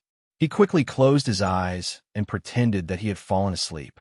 Ao Daisai, who was sleeping on the same bed as him, naturally knew that he was not asleep. Flirting? He did not know if Ao Daisai understood what he meant. He seemed to think for a moment and then kissed his partner. He was quite restrained. Even if the other party was asking for sex, he could not do anything. It was too noisy at the foot of the mountain. It was not suitable to do anything. However, it was still possible for his partner to have a good night's sleep. Ao Daisai took the risk of not being able to sleep and gently rubbed against the other party's abdomen. Speaking of which, his head was very big. It could almost cover the little bear's chest. The other party had nowhere to run. Haha, itchy. Xiao Qishi pretended that he could not sleep anymore. He twisted his body and wanted to escape. Unfortunately, he was sleeping in a pit today and could not get up without external help. Ha, Ao Daisai, stop. Whoa, whoa, whoa. Ao Daisai seemed to be very self-righteous. Did I do something wrong? Of course not. Stop. Xiao Qishi begged. However, the other party did not seem to hear him. He continued to disturb him and attack his itchy flesh. Was this really the same as the seduction he had imagined? No, the difference was like heaven and earth QAQ. Bastard Ao Daisai.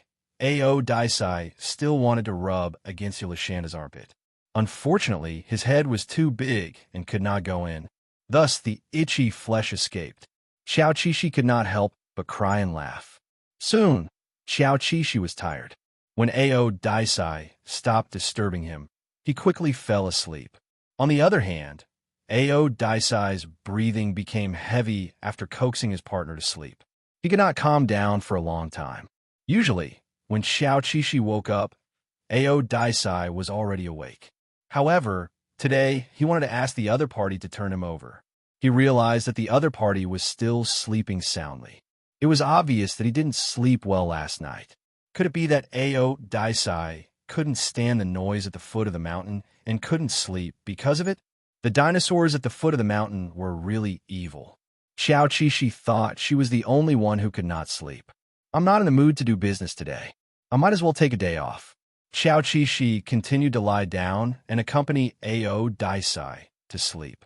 They didn't get up until noon. At this time, Xiao Qishi was already hungry. He got up and immediately ran to the place where there was no food at home. There was a pile of radishes. Although the radish had not been washed, the soil on it had been air-dried and fell off easily. Yulashanda, who had a nimble mouth, bit around the radish and removed the skin, leaving only the radish core. It was very small for him, but eating it in one bite was still very satisfying. There was no water on the mountain in winter. A.O. Daisai also relied on the radish to replenish his water. As a natural beast, he was not as particular as Yulashanda. He ate it directly without chewing the skin. Moreover, he ate a small pile in one breath. Xiao Qishi felt heartache and gratified at the same time. It was a very contradictory feeling. Little bear. A.O. Daisai quenched his thirst and then looked at Yulashanda. Do you want to go down a mountain with me? Or do you want to dig radishes? There were many carnivorous dragons outside. A.O. Daisai was not assured to let Yulashanda be alone. Today is a holiday. I'm not digging radishes. Xiao Qishi followed A.O. Daisai and went down the path they were used to. Along the way, Xiao Qishi saw some green grass that was left out and immediately ate it. When A.O. Daisai saw small mammals, he did not eat them. Eating them would not help, so he did not do it. There was indeed a group of herbivorous dragons hiding at the foot of the mountain. Before they went down, they saw the bustling scene. The originally not lush grassland now looked terrible. Xiao Qishi sighed. The surrounding ecological environment was worse because the herbivorous dragons could not live here and would swarm to other places. In a few days, there would not be a single herbivorous dragon left here. Did they have to move again? Xiao Qishi looked at A.O. Daisai. The other party was observing the surrounding situation. His head was raised high, and the lines of his chin were serious and firm. As if he felt Xiao Qishi's gaze, he immediately lowered his head. I said that this year will be very difficult. Xiao Qishi said worriedly. Don't worry. A.O. Daisai, who had been silent, slowly comforted her. Xiao Qishi was right. This year was especially difficult. The earthquake and tsunami directly caused drastic changes in the weather. Overnight, a gust of cold air came from the north and swept across the entire continent. In their habitat, the temperature dropped rapidly, and then it started to snow. A.O. Daisai and Xiao Qishi took advantage of the fact that the wind and snow had not become heavy and kept picking up stones and piling them in front of their house to block the cold wind. Fortunately, A.O. Daisai was strong. He directly pushed a few huge stones from nearby to block in front of him. The remaining gaps were much easier. The entrance to the house was left in the lee. No matter how much wind and snow blew, it would not pour in from this place. However, only the two intelligent dinosaurs knew how to protect themselves like this. The dinosaurs that were forced back from the south by the tsunami began to face the low-temperature crisis after experiencing the food crisis. The dinosaurs of the same species could only gather together at night to keep warm. Just thinking about letting the wind and snow blow on their bodies made them feel cold. The small dinosaurs that could not withstand the cold were surrounded by the big dinosaurs in the middle and could barely hold on. Yulashanda and Ao Daisai's house was dark at night, and nothing could be seen clearly. However, it was okay as long as it was warm. After a tiring day, Ao Daisai lay down at home in the afternoon and did not even eat anything. Xiao Qishi was a little worried about her boyfriend. Did he sprain his ankle when he pushed those huge stones? He came over with the dried dinosaur meat in his mouth and looked left and right. He did not know where to start. Ao Daisai woke up in the middle of the night and found Yulashanda lying beside him with the dried meat in her arms. He blinked and quickly knew that it was for him. Thus, he gladly accepted it and then put Yulashanda back into the hole that she was familiar with. Ugh, what are you doing? Xiao Qishi found that someone was turning her body in her sleep. I will sleep more comfortably like this. Ao Daisai, who was caught, said frankly, "Oh, I thought you were finally going to be a beast." Yulashanda was in a daze and accidentally said the words in her heart. Ao Daisai, of course, understood what a beast meant. It was definitely not a literal meaning. It referred to a kind of behavior that would cause people to criticize.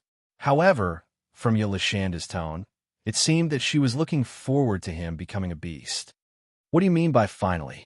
Ao Daisai's gentle voice transmitted into Xiao Qishi's heart. There was also a kind of seduction. Xiao Qishi's heart palpitated. At this moment, he was completely awake. He, who had poor night vision, listened to the slightly sexy breathing in the darkness like a blind person. Oh no, my mouth is a little dry and my heart is beating faster. Are you awake? Ao Daisai had already confirmed that he was awake from the sound of his breathing. An apologetic feeling flashed in her heart and was quickly overshadowed by other emotions. Yes, I was woken up by you. Xiao Qishi complained softly. She was about to turn her neck and go back to sleep. The hateful Tyrannosaurus Rex used its short little hands to scratch the soles of his feet and shamelessly asked him, "Do you want to be intimate with me?" Xiao Qishi suddenly felt like a little lamb being roasted over a fire. Her whole body was burning hot.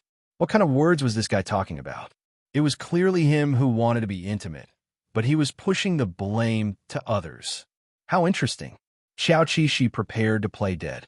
If they were not intimate, how could they be intimate with such a huge difference in body size? Just rubbing would not solve the problem. What was the point of scratching an itch through one's boot? Of course, that was not what he meant. What he meant was, there was no need. If we are not intimate, rubbing would be meaningless. When Xiao Qishi said this, it was obvious that she had forgotten that she was also infatuated when she rubbed against him. Ao Daisai thought for a moment. I understand. Then I will think of a way. What else could he think of? Xiao Qishi did not take his words seriously. She closed her eyes and prepared to go to sleep. After a while, he felt a cool sensation on his tail. It seemed that there was some liquid dripping on it. He was no longer sleepy and panicked. What are you doing? What is that? A moment later, Ao Daisai's voice came. Radish juice. Xiao Qishi was dumbfounded. Then, his wife rubbed against him. No way, right? He gritted his teeth and pretended to be in disbelief. He was about to use his short legs to kick her away when he heard Ao Daisai's unreliable but comforting explanation. Don't be afraid. It's just an experiment. If you can't take it, I won't continue. Ao Daisai did not want much. He just wanted to rub against her. However, Yulashanda seemed to like being more intimate with him. Ao Daisai would never reject Yulashanda. He would be very careful. Have you seen yourself doing that? Xiao Qishi heard her own voice trembling. This was for sure. After all, it was so exciting. Ao Daisai recalled and gently nibbled on Yulashanda's head. It's not as scary as you think. Yulashanda was stunned. Is that so? But, Tyrannosaurus Rex, did I overestimate you? Ao Daisai, what did this little cutie want? Ao Daisai did not care about his strange questions. He just focused on what he wanted to do. Although he said it was for Yulashanda, in fact, he also wanted to do it. However, if Yulashanda did not ask for it, he would never do it. The moment the test succeeded, both of them bit each other excitedly. The difference was that Ao Daisai did it symbolically and did not dare to use force. On the other hand, Yulashanda did it for real. But so what? At this moment, even if the little cutie wanted to bite off her boyfriend's arm, Ao Daisai would not make a sound. The only thing that could make him make a sound was when he could not control himself. It did not last long because they had not had each other for too long. They suddenly had a big meal and were soon full. Yolashanda's expression was indescribable. After his limbs regained their strength, he finally did what he wanted to do: kick his boyfriend. "Why are you so fast?" He was so angry. It must be because Ao Daisai was too fast that he could not hold on. It must be so. What else could Ao Daisai say? Because he was very happy now, he had nothing to say and obediently took the blame, seeing that her boyfriend was ignoring her. Xiao Qishi. Good fellow, are all men like this? After doing it, they fell asleep and did not even chat with me. I can't live like this anymore. The author has something to say. Happy June 1st Children's Day. Today is a good day, so I'm eating candy, haha. I have to write the Lion chapter in the afternoon, so I don't have a second update, but I still have to be thick-skinned and ask for the nutrient solution. Wait for me to become more erect.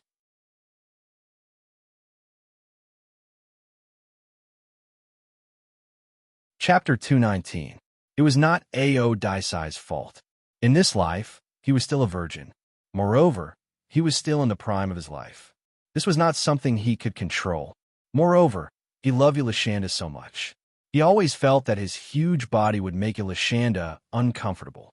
Therefore, he felt that there was nothing wrong with being intimate for a short period of time. Anyway, he was already very satisfied. Xiao Qishi also. It was not uncomfortable.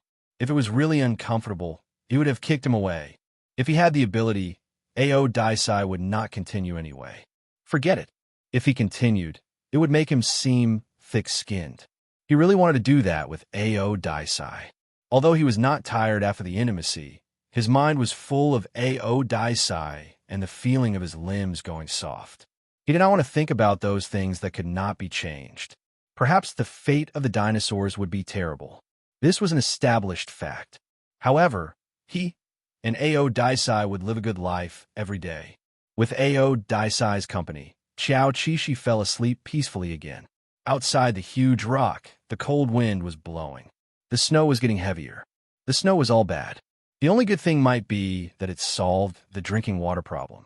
However, if possible, Xiao Qishi did not want this convenience. He was very annoyed by the noise made by the dinosaurs at the foot of the mountain. Now, he was worried about the silence. The snow continued to fall until noon. The two dinosaurs stuck their heads out to take a look. It was a vast expanse of white outside. The snow covered the world that was still lively for the first 2 days. Xiao Qishi thought that it would be very cold. However, after circling around in the snow twice, he found that his ability to adapt was not bad. He actually felt that it was okay. On the other side, the thirsty Ao Daisai calmly ate the snow. It seemed that he did not care about the world of ice and snow. That was true. He was originally the king of ice. He was very familiar with the snow and the cold. He did not know what the situation was at the foot of the mountain. Seeing that Ao Daisai did not have any intention to go down, Xiao Qishi naturally did not want to go out rashly. Ao Daisai, what are we doing today?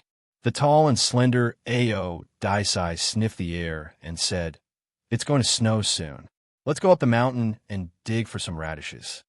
He didn't have enough time to hunt, so he could help little Cutie stock up some food. There seemed to be a lot of radishes in the storage, but they were eaten quickly. Fortunately, Ao Daisai did not have to eat little Cutie's radishes during the snowfall. The snow covered the ground, and the remaining plants would die within a few days. This meant that Xiao Qishi's staple food was radishes and leaves from some green trees. However, these leaves were generally not delicious. They tasted old and astringent. Xiao Qishi followed behind Ao Daisai. Ao Daisai's tall figure cleared the way for him, giving him a sense of security. All of a sudden, the Tyrannosaurus Rex stepped into the pit with a thud, but it didn't cause any substantial damage. At most, it just looked a little funny. Xiao Qishi, who had been secretly laughing, suddenly remembered that she had dug those holes herself. They had already reached the place where she usually dug carrots. Sorry. Of course, Ao Daisai knew that the surrounding area was his little Cutie's pit. If he wasn't careful, he would fall into it. However, he wasn't angry at all. He even laughed. Ao Daisai's laughter was very pleasant. Although he had a mature and steady personality, his laughter was a little naive and not pretentious at all. He worked very quickly. First, he put his nose to the snow and used the smell to find the place where the food grew. He dug it out in a few seconds. Xiao Qixi consciously took care of the follow-up work, cleaning up the soil and moving the food. The two dinosaurs raced against time and collected a lot of food before it snowed. About 2.5 hours later, just as Ao Daisai had predicted, the wind and snow came as expected. On the last trip back, Ao Daisai held the food in his mouth and carried it in his hands. He was like a heartless moving machine. After returning, Xiao Qixi kept thinking about whether to eat fresh food or the stored food. If he kept eating the stored food, he would never be able to eat fresh food. It was really a difficult choice. Ao Daisai used the snow to clean the soil on his body at the door. For example, he buried his head in the snow and rubbed it. This was a good way to wash his hair. Unfortunately, Yilishanda was afraid of the cold. At most, he used this method to wash his feet. In the end, Xiao Qixi decided to have fun and eat fresh food first. He gnawed on the crispy radish while he found 2 pieces of jerky and sent them to Ao Daisai.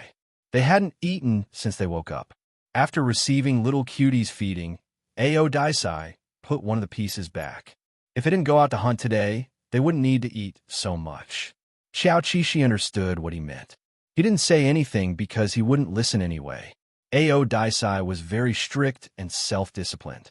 It was difficult to change what he had decided on. In the half-sealed house, other than the sound of the wind and snow, there was only the sound of chewing food. Although there was a little worry about the future, who could say that the atmosphere wasn't good? They weren't hungry or cold, and they had a partner by their side. At least, it was much better than the dinosaurs outside. Yilishanda was left with a radish head. He blinked and mischievously stuffed it into Ao Daisai's mouth. In order to complete this action, he didn't hesitate to increase the amount of exercise. He stood upright and tiptoed. When he tasted something different in his mouth, Ao Daisai, who was sitting on the ground, paused helplessly. In the next few days, as long as the wind and snow stopped, they would go out to stock up on food. Of course, they were stocking up on radishes. It seemed that Ao Daisai felt that it wasn't time to go hunting yet. Xiao Qixi didn't know what he was worried about. Anyway, he didn't have any opinions. Just like that, a week later, there was finally a sunny day where there was no snow for the entire day. The sun shone on the snow, reflecting dazzling light. It was a little harmful to the eyes.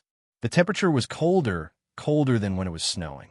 Ao Daisai ate a lot in the morning. Xiao Qixi knew that he was going on a long trip, and he didn't seem to want to bring him along. Because it was too cold outside, the snow was too thick. The Ankylosaurus's short legs couldn't handle it. Ao Daisai had carefully searched the area a few days ago. There was no trace of the Tyrannosaurus Rex nearby. Little Cutie was safe at home. This was the first time they were going on a trip separately. Although Xiao Qixi wasn't happy, he knew very well that he would only be a burden if he followed Ao Daisai. Ao Daisai didn't seem to have the heart to leave him at home. Before he left, he kissed and hugged him for a long time. It was so long that he had adjusted his depressed mood of being forced to stay behind. He began to worry that time was limited. If he went out at this time, it would be dark by the time he returned. The Tyrannosaurus Rex went out alone. He remembered his partner's instructions. He had to observe the things he encountered on the way and report back. Obviously, Xiao Qixi knew his personality very well. He knew that he wouldn't care about anything other than food.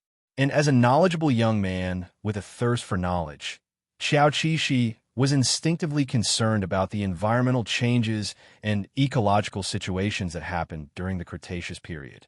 Indeed, even if Ao Daisai had intelligence, he only cared about food and his partner. Now, there was an additional mission from his partner. He was the only Tyrannosaurus Rex left because the herbivorous dragons left in groups, trying to find a warmer place. But they obviously didn't succeed. Ao Daisai soon found some herbivorous dragons lying in the snow at the foot of the mountain. They wouldn't survive. To be honest, This didn't arouse Aodai's pity. At most, he wouldn't touch those herbivorous dragons that were still alive.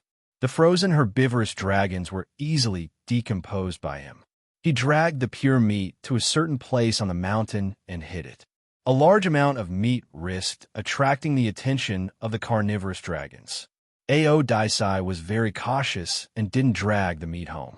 He just put it nearby. The further out they went, the more herbivorous dragons froze to death. They couldn't escape this catastrophe. Today, the wind and snow stopped a little. The superhuman figures also appeared in the surroundings. This was the place where the herbivorous dragons gathered. Now, there were no living creatures. Oh no, there was a huge figure moving normally in the snow. It was the Tyrannosaurus Rex. He didn't leave. The tragic state of the herbivorous dragons was all over the snow. Was the missing Ankylosaurus also killed? The answer was soon found. The Tyrannosaurus Rex dragged the food up the mountain and stored it in the same place. As a carnivorous dragon, he actually repeated the action of hoarding food. The superhuman had no time to be surprised because this Tyrannosaurus Rex had long been led astray by the eccentric Ankylosaurus.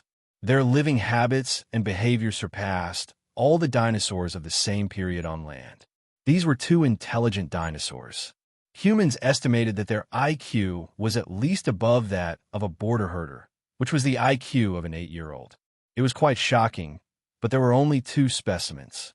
It couldn't be taken as a general example. In science, these 2 dinosaurs had no research value. So far, scientists still paid attention to them.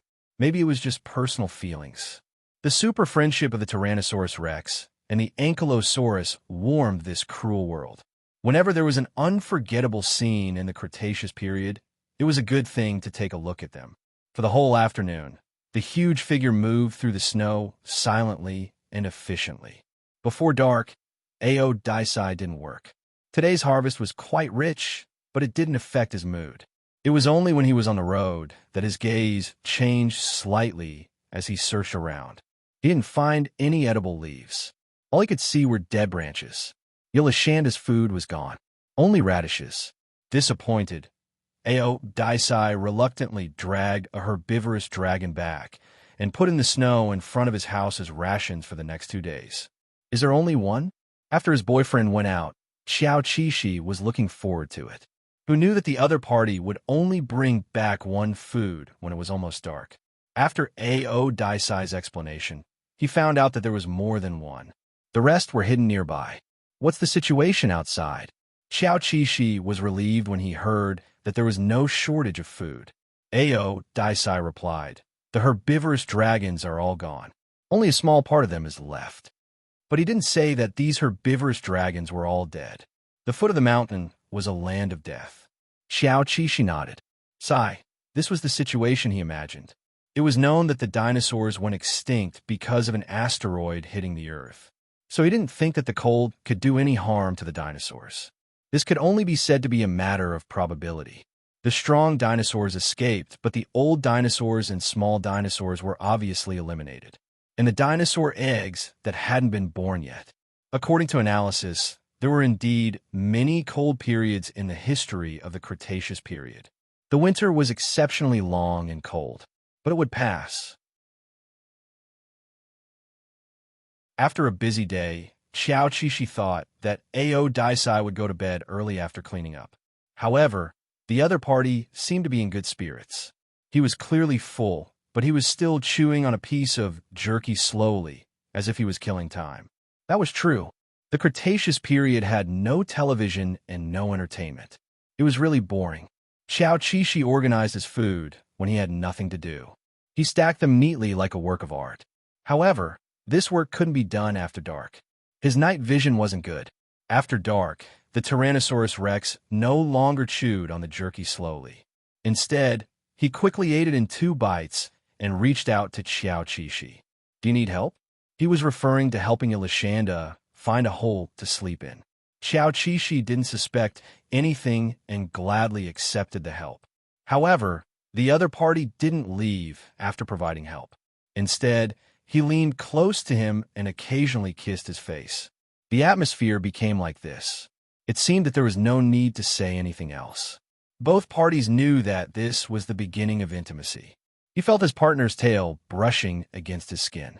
It was a signal of invitation. Ao Daisai, who was encouraged, fell into a pink bubble. At this time, he remembered the regret he had when he came back. If he had brought back a leaf or a bouquet of flowers, it would have been the best gift. It would have made his partner happy. The leaves outside have all fallen off. There are no more plants. Ao Daisai's tone was apologetic. Xiao Qi was originally immersed in the intimacy with him. Hearing this, she muttered, "Why are you saying this now? Isn't the world's cutest person enough to fill Ao Daisai's heart?" No, Ao Daisai should have other meanings. After thinking about it, Xiao Qi chuckled. So that was what he meant. Ao Daisai felt sorry for not bringing a gift for him. God, does a beast have to be so gentlemanly? So what if there's no gift? Xiao Qi nibbled on the T-Rex's chest. It doesn't matter if there are no leaves or plants. It's fine as long as I have you. Didn't you already give yourself to me? Ao Daisai was silly. This gift was 10,000 times better than the others. Ao Daisai was silent. Next, he would use his actions to prove that he was indeed the best gift. Before experiencing Ao Daisai's lingering affection, Xiao Qi would never have imagined that a T-Rex could hug his herbivore partner so tenderly. But this gentleness was not just limited to care and care. At the same time, it was also soul-stirring. After half the night, the wind was still blowing. Yelishanda, who was extremely tired, thought that Ao Daisai must be taking revenge on him for saying those words a few nights ago. All right, from tonight onwards, he would not speak nonsense anymore. Ao Daisai still wanted to save face. Lying quietly together, Xiao Qi was in a very good mood. He guessed that Ao Daisai next door was also in the same mood. Perhaps its mind was filled with his cute ankylosaurus. Just as he was thinking about this, Xiao Qi heard the sound of snoring next door. He did not know if the little ankylosaurus knew. Anyway, it must be very satisfied. When Xiao Qi woke up in the morning, she saw her boyfriend's huge back figure working hard to remove the snow. The other party bent over and tilted his head. Every move was very powerful. In order to maintain his balance, his tail was straight and swinging along with his body's movements.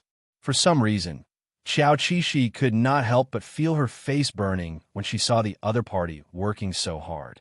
The author has something to say, thinking when one is full and warm.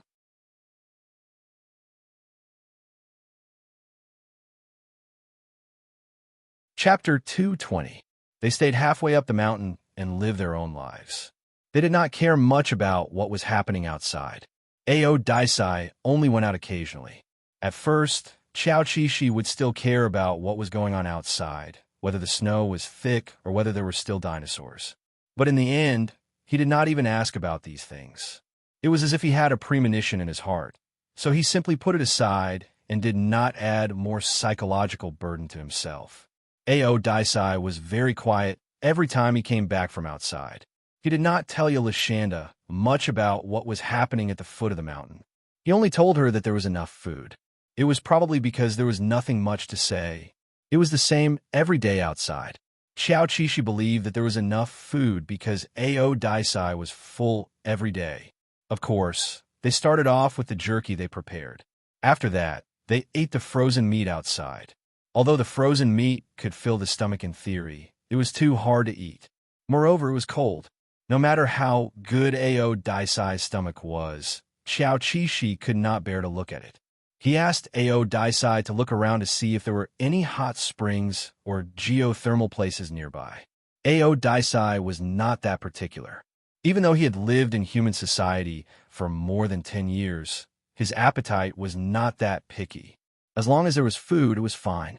At the mention of hot springs, he seemed to be reminded of the comfort of the hot springs. He also remembered how Yelishanda enjoyed the hot springs. Thus, he nodded and used his free time to go out and search. Actually, they had a lot of free time every day. They did not have much now. All they had was time, okay? But most of the time, Ao Daisai would rather stay motionless by his partner's side. He was very satisfied with doing nothing. Every few nights, he could even make out with his partner. To others, this was a primitive and boring life, but Otis seemed to like it very much. After a few days, Ao Daisai found such a place outside. Every day, he would steal food and eat it after defrosting it. They stayed in a volcano that had not erupted for a long time. The depths of a huge karst cave were steaming hot. The deeper they went, the hotter it got. Ao Daisai only needed to defrost the food in a place where the temperature was suitable. As for the shallow recess in the house, the heat it received was limited. It was only enough to ensure that Yolashanda's radishes would not freeze and that it would not be too cold to sleep at night. Ao Daisai felt that this place was very warm, and Yolashanda would definitely like it. However, it was too far away, and it would be difficult to move, so he gave up the idea of moving. When winter officially arrived, the entire mountain and its surroundings were eerily quiet. It seemed that all the dinosaurs had left, leaving only an Ankylosaurus and a Tyrannosaurus rex. They were using their own methods to defend this place. Xiao Qixi couldn't remember how long it had been since he went out. Occasionally, when the snow stopped, he would remove the snow with Ao Daisai at the door and look at the sky outside. Silence. His impression of this world was nothing but silence. There were no sounds of animals, and there were no birds in the sky. It was as if he and Ao Daisai were the only living beings in the world. It was too terrifying. If it weren't for Ao Daisai, he really couldn't imagine how he would survive. In order to prevent himself from degenerating, Xiao Qixi recorded on the cave wall every day. For every day that passed, he would draw a mark. After 5 days, he would complete a mark. The next day, Ao Daisai would bring back a black stone from outside. It could be used to draw on the wall. Xiao Qixi liked this stone very much. He held it in his mouth and drew the mark. It was much clearer than the mark he drew on the wall himself. Are there many of these stones outside? As the house was very spacious, he became interested in drawing. Many. Ao Daisai was stunned for a moment before he answered. The next day, he brought back a small pile of stones. Other than the black ones, there were also stones of other colors. When Xiao Qixi saw it, he couldn't help but exclaim that he loved Ao Daisai so much. This guy was simply the best boyfriend in the world. He was very meticulous. With these colorful stones, he could draw a lot of beautiful graffiti on the stone wall. In order to thank Ao Daisai, the first drawing he drew was a Q version of his portrait. I haven't drawn in a long time, and I'm using my mouth. If it's not good, please don't dislike it. Xiao Qixi and Ao Daisai explained. Little cutie wants to draw me? Ao Daisai raised his eyelids. His interest was aroused. It's okay. As long as it's drawn by you, I'll like it. From this second, his attention was focused on the wall, as if he was looking forward to seeing how he looked in Yolashanda's eyes. Xiao Qixi nodded. He held the stone in his mouth that was similar in color to Ao Daisai's and began to draw on the wall. It was easy to draw a simple dinosaur. The chubby Q version of the dinosaur was quickly drawn with smooth lines. Then, he used darker colors to draw the eyes and other details. After Xiao Qixi's painstaking coloring, a lifelike Tyrannosaurus rex was soon born. Ao Daisai was surprised. It turned out that in Yolashanda's eyes, he had such a cute image. He was very happy. He looked at the Q version of himself for a long time, and suddenly felt a little dissatisfied. What about you? Xiao Qixi was stunned, and then he understood what the other party meant. He immediately picked up the stone and drew an armored dragon next to it. Me. Not only that, he also wrote their names next to it, as well as the time of the painting, which was a winter in the Cretaceous period. Drawing was really a time killer. Later, Xiao Qixi drew many more, including polar bears, police dogs, their lion brothers, and killer whale friends. Ao Daisai liked to look at them very much. He was often entranced by them. Thanks to the painting, Xiao Qixi was no longer bored this winter. As for whether these murals would cause a headache for scientists in the future, he didn't think too much about it. Maybe these paintings would have already oxidized by then. Yolashanda had her own things to do, and Ao Daisai also found his own things to do. He was keen to go out and find some interesting things for Yolashanda to play with. For example, the colored stone from before. That day, he brought back the shell of a marine animal. It looked like a hat, and it was just right to cover Yolashanda's head. Looking at the fresh shell and smelling the seawater, Xiao Qishi had mixed feelings. It seemed that the sea had receded, and the sea had returned the land to them. So he began to look forward to the end of winter. In spring, he would wear the hat that Ao Daisai gave him a play. Yes, the sea had receded, and there were many remains of marine animals a little further away. Ao Daisai's huge figure shuttled back and forth. Looking at this, looking at that, he deeply felt that Yolashanda was right. The marine animals at this time were very ugly, and they didn't look delicious. Just like that, time passed day by day. The walls of the home of the two dinosaurs were filled with the word Zhang. The owner who wrote this word was too lazy to count how many there were. Anyway, he was prepared for a protracted battle. After all, he still had a warehouse of radishes to eat. Xiao Qishi went to take a look every few days, in case the radishes in the hole froze. In his memory, a long time had passed, so long that Xiao Qishi began to control his appetite. But one day, Ao Daisai told him, "It hasn't snowed for 10 days. Maybe spring is coming." Xiao Qishi's heart skipped a beat. With the beautiful expectation of spring, he began to look at the door every day. Sure enough, it hadn't snowed for a long time. The remaining snow at the door had long been trampled out of shape by Ao Daisai. Then this guy brought some snow from elsewhere, specially used to clean the house. Xiao Qishi always felt that winter wasn't over yet. So it was Ao Daisai's fault. Then he saw the snow melt with his own eyes and was absorbed by the exposed surface of the ground. He personally felt the temperature rise. From this, he was sure that spring had really come. Ha ha! Ao Daisai, the snow has melted. Yolashanda jumped at the door. Suddenly, he thought of something. He turned around and went into the house. In the messy house, he rummaged around and found the hat that his boyfriend gave him and put it on. Ao Daisai was also very happy. Although he went out every few days and was already aware of the changes in the environment, he hadn't gone out with Yolashanda for a long time. Now that the snow had just melted, the outside was still bare. There was no grass, no leaves, but so what? The two dinosaurs walked out of the door happily.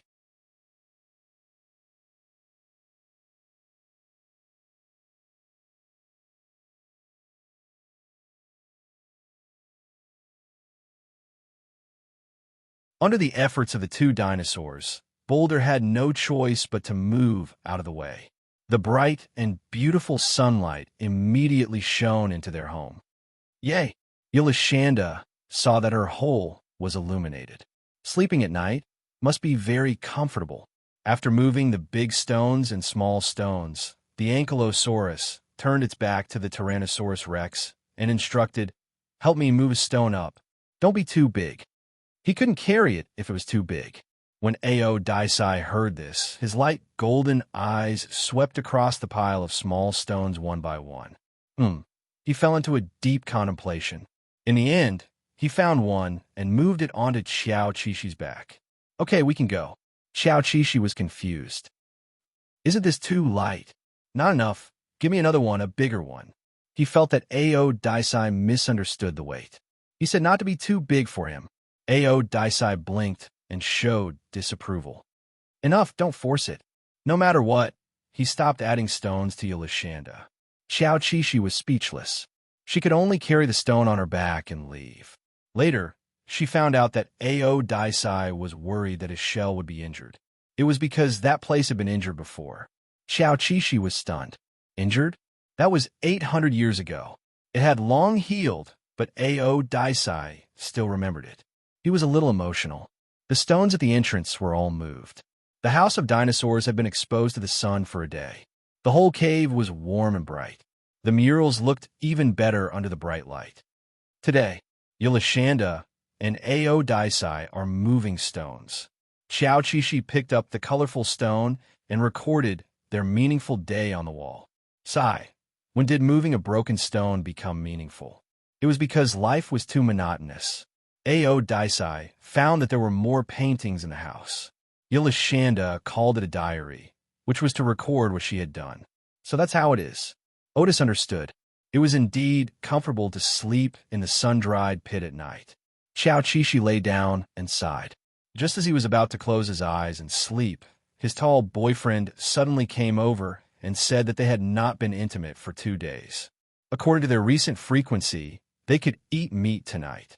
This guy, he had been working hard for the whole day. Was it not enough for him to vent his energy? Xiao Qishi rolled her eyes. The stones today are so big and heavy. Ao Daisai thought for a while. It's okay, but what did this have to do with what they were about to do now? His eyes were deep. Do you want to chat first? Xiao Qishi thought to herself. Chat your head. Can't you tell that I'm tactfully rejecting you?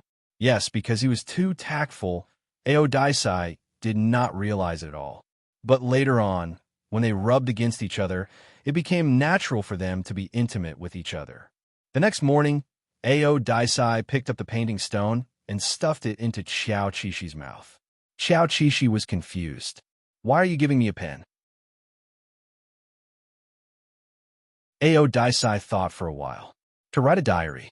Xiao Qishi was stunned. But we haven't done anything today. After a pause, he seemed to have thought of something. His eyes were filled with disbelief and shyness. Don't tell me. You want me to draw last night's nightlife?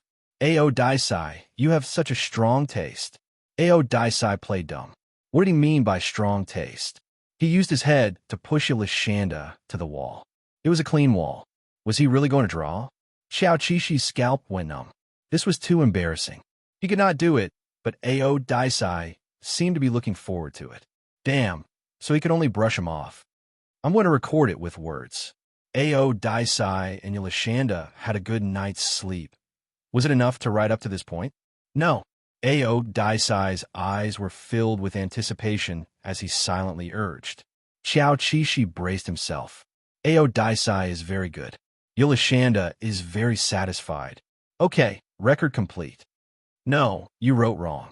Ao Daisai pointed out that Yolashanda's words were different from the words written on the wall. Xiao Qishi was annoyed and gave him the stone. Here's the pen. This matter was put to rest. Xiao Qishi thought. But after finishing his work today, he found Ao Daisai drawing clumsily on the wall. But he did not want to see the content at all. He did not think there was a problem with his own scribbles. But now that Ao Daisai was scribbling, he felt that there was a problem. What if it misled future scientists? This was a very serious problem. He decided to have a talk with Ao Daisai. Ao Daisai, if you draw this on the wall, what if future scientists come to study it?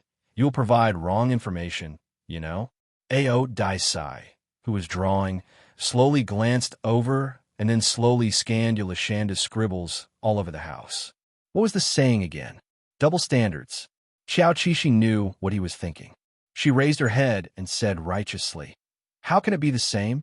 My painting is a serious mural that records life. Your painting is an erotic manga that is vulgar. Ao Daisai was suddenly attacked, but he had a good temper and did not argue with his little cutie. He continued to draw. Xiao Qishi, despicable. No, he had to see what Ao Daisai was drawing. He raised his tail and sneaked over. He was stunned because Ao Daisai's painting was very high. He could not see it even if he stood on his tiptoes. No wonder Ao Daisai did not care about him. It turned out that his painting did not treat him as the subject at all. Woo-woo-woo. I want to see. The armor dragon stood up and placed its 2 hooves on the wall. Its chin was raised high. Didn't you say it was vulgar? Ao Daisai's tone was especially annoying. It was not that Ao Daisai did not want to let Yolashanda admire his masterpiece. The main reason was that he was so tall. There was no other way. The next second, the T-Rex's leg was kicked. Of course, this did not affect him much. Ao Daisai's painting was a mystery. Xiao Qishi did not know what the other party had drawn.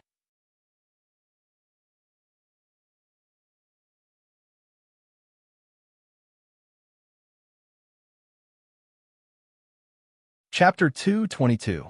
1 week was a very short time. Xiao Qishi was already prepared to move. There was nothing to be reluctant about. It was not like they could not come back in the future. When there were herbivorous dinosaurs living here, they could move back. He even felt that they did not need to wait for a week. They could set off now. However, Ao Daisai was indifferent to his suggestion. Sometimes the other party was very stubborn. Forget it. Anyway, he was not the one who was tongue-tied. Xiao Qishi thought so in his heart, but in the end, he could not bear it. He still walked down the mountain with his short legs every day, even if the grass on the mountainside was enough for him to eat. In fact, it was not bad. Ao Daisai did not dislike vegetarians. He seemed to know where his limits were, so he was not nervous for the time being. This was the difference between humans and beasts. Except for special circumstances, beasts rarely showed their nervous side. Except for a certain ankylosaurus that climbed on a big rock every day and made a sound, as if to say, "Hey, there's a lot of grass here. Come back and live." He was a little desperate. After all, this place did not have any advantages. So what if it was full of grass? Grass grew in other places, didn't it? This was also the place where the accident happened. The dinosaurs might have a bad impression of this place. It seemed possible that they would not set foot here for 3 to 5 years. The more he thought about it, the more flustered he became. Xiao Qishi climbed down from the rock. He was going to urge Ao Daisai to set off. His partners, worried and hurried, looked convinced Ao Daisai. He agreed to set off early tomorrow morning. Xiao Qishi was happy for a moment. Then, he looked around his home and became listless again. Of course, he tried to hide it. Ao Daisai was right. He was homesick, but he definitely did not want Ao Daisai to put himself in a difficult situation just to accommodate his bad habit. The next morning, it was a bright and beautiful day. Even the last 2 dinosaurs living here chose to abandon this quiet place. They slowly set off. The superhuman onlookers were relieved. They hoped that they could find the main group of dinosaurs smoothly and live a peaceful life like before. Ao Daisai decided on their route because he sensed the movement of the Tyrannosaurus rex. He guessed that wherever there was a Tyrannosaurus rex, there would be herbivorous dragons. The sound of dinosaurs could travel very far. Even if they heard the sound, it would be very difficult to catch up. Therefore, it was a long journey. Obviously, Ao Daisai had underestimated his need for meat. He was already hungry on the way here, and plants could no longer satisfy his appetite. He desperately wanted to eat meat and replenish his protein. When was this discovered? It had been a while since they set off, and Ao Daisai found that his night vision had deteriorated a little, and his senses were no longer as sharp.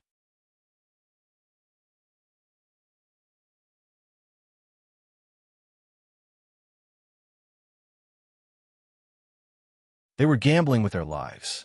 Xiao Qishi was very anxious at the side. He wished that he could help his partner, but he did not forget Ao Daisai's warning not to cause trouble. That was hard to say. If the situation was not right, he would definitely have to fight. Ao Daisai seemed to have a pair of heavenly eyes. He could see that a certain Tyrannosaurus was eager to fight. Even in the middle of a fight, he took the time to warn Xiao Qishi with his eyes, "Stop trying to test the waters."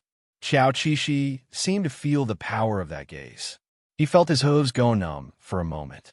Ao Daisai was really a pervert. His worries were unnecessary. Even if the Tyrannosaurus rex had no memories before, he did not need to interfere with its combat power after many years of adulthood. Ao Daisai did not need to be said. He not only had combat power, but also more than 100 years of survival experience. Only Xiao Qishi would think that his partner was very straightforward and would be at a disadvantage without him as a strategist.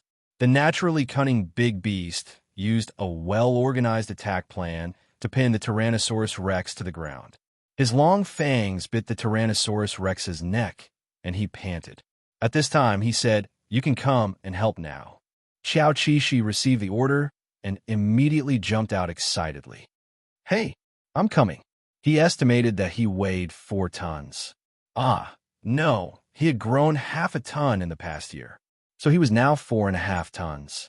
He pressed down on the Tyrannosaurus rex, and the Tyrannosaurus rex could not move at all. This unlucky Tyrannosaurus rex was crushed to death by them. Ao Daisai, who had been hungry for a long time, had a full meal. A carnosaur eating a carnosaur. It was too sad, but the environment was like this, and there was no other way. Xiao Qixi put away his unnecessary feelings and turned to eat grass at the side. This Tyrannosaurus Rex was enough for Ao Daisai to eat for several meals. He chose to eat the last piece of meat on the way. As for whether they would encounter other dinosaurs on the way, it was still unknown for the time being. But obviously, the plan to follow the Carnosaur to find the herbivorous dragons had failed. If they wanted to find the herbivorous dragons, they had to rely on themselves. Xiao Qixi combined his knowledge and proposed a new route. Ao Daisai readily agreed. When he heard that Yulashanda was worried that there would be no Tyrannosaurus Rex to eat on the way, he was in a good mood and licked Yulashanda. Then I'll eat you. Xiao Qixi, you're so funny.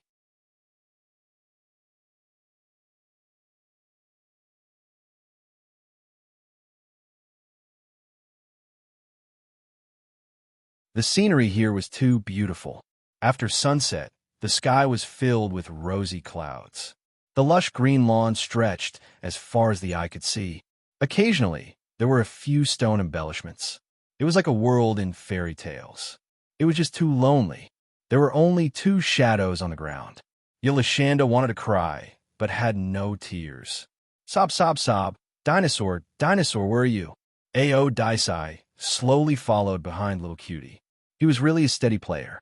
Even at this time, he was still in the mood to enjoy the scenery. As he walked, he was attracted by a bunch of small, white mushrooms by the roadside. Stop looking. You can't eat this. If you eat it, there will be little people dancing in your head. Yulashanda came over and said. However, this patch of small mushrooms was really beautiful. Looking at the sparse mushrooms, there was no end in sight. Unknowingly, Xiao Qixi's footsteps slowed down. His mood also improved. Don't worry, don't worry. There was so many beautiful scenery on the road. He wanted to spend every day with Ao Daisai. Since Ao Daisai was interested in mushrooms, there was no harm in walking with this patch of mushrooms. They had walked from morning to evening. They had already walked for a long time. Thinking about it, it was also time to rest. Even his feet were a little sore from walking. He had been holding it in all this time. Now that he had stopped, he felt that it was good to be lazy. Ao Daisai, let's rest here tonight, Xiao Qixi suggested as the night breeze blew. Perhaps Ao Daisai's feet were also sore, he thought. Okay, Ao Daisai agreed briskly. If they wanted to rest here, he would find a suitable place to dig a hole. No need, no need. I can sleep on my stomach. Seeing this, Xiao Qixi hurriedly stopped his boyfriend. What a joke. Now that they were outside, there was no need to be so particular. He walked around on the ground. This place is not bad. He stomped with his hooves and casually lay down. His abdomen pressed against the soft grass, freeing his limbs. Ao Daisai hesitated. He always wanted to make the little bear more comfortable.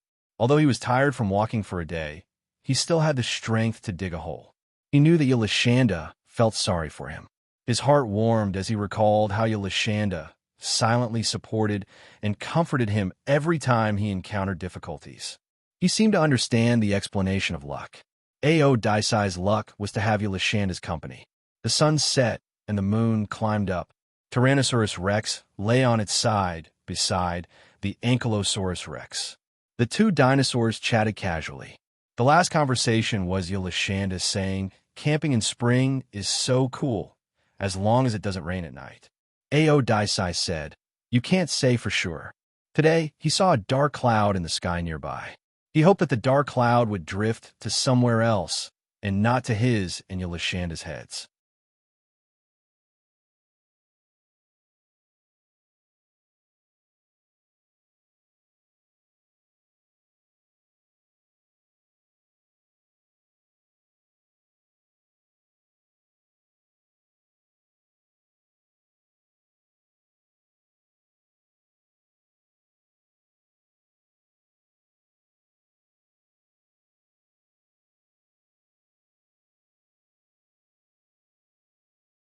On the other hand, Xiao Qixi was also worried that Ao Daisai would end up in an accident because of his distraction.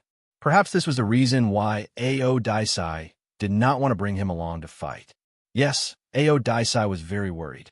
He used his fastest speed to force his opponent, the big-headed male Tyrannosaurus Rexes, into a corner and let out a painful cry. This was undoubtedly a form of deterrence for the female Tyrannosaurus rexes. She knew that her partner was in a desperate situation. If she did not come to his rescue, he might have met with a mishap. However, she still had an egg in her stomach. After a short consideration, the female Tyrannosaurus rexes chose to turn around and leave. Xiao Qixi was still happy that he helped to repel the Tyrannosaurus rexes when he heard the sounds of an even more intense battle. It seemed that Ao Daisai wanted to decisively kill his opponent. Although it was a little cruel, Xiao Qixi agreed. A Tyrannosaurus rexes in their prime had many chances to take revenge in their lifetime. If they still wanted to continue living here, decisively killing their opponent was the wisest choice. Ao Daisai originally had the opportunity to kill the Tyrannosaurus rexes on the spot. However, after some hesitation, he slightly loosened his grip. He drove the Tyrannosaurus rexes all the way to the edge of the cliff. Ao Daisai pushed the Tyrannosaurus rexes off the cliff. The sound of the Tyrannosaurus rexes dying in the abyss. After doing all this, the panting Ao Daisai stayed at the edge of the cliff and did not move for a long time. Xiao Qixi, who came to his side, gently guessed. Would Ao Daisai be tired because of all these disturbances in his life? The answer was no. He was just tired because he was panting. The author has something to say. Ao Daisai is so good. It would be unreasonable if the little bear did not lay an egg for him. You're tuning into the Warrior Lore YouTube channel. Don't forget to subscribe and join us on this journey to catch the most captivating stories.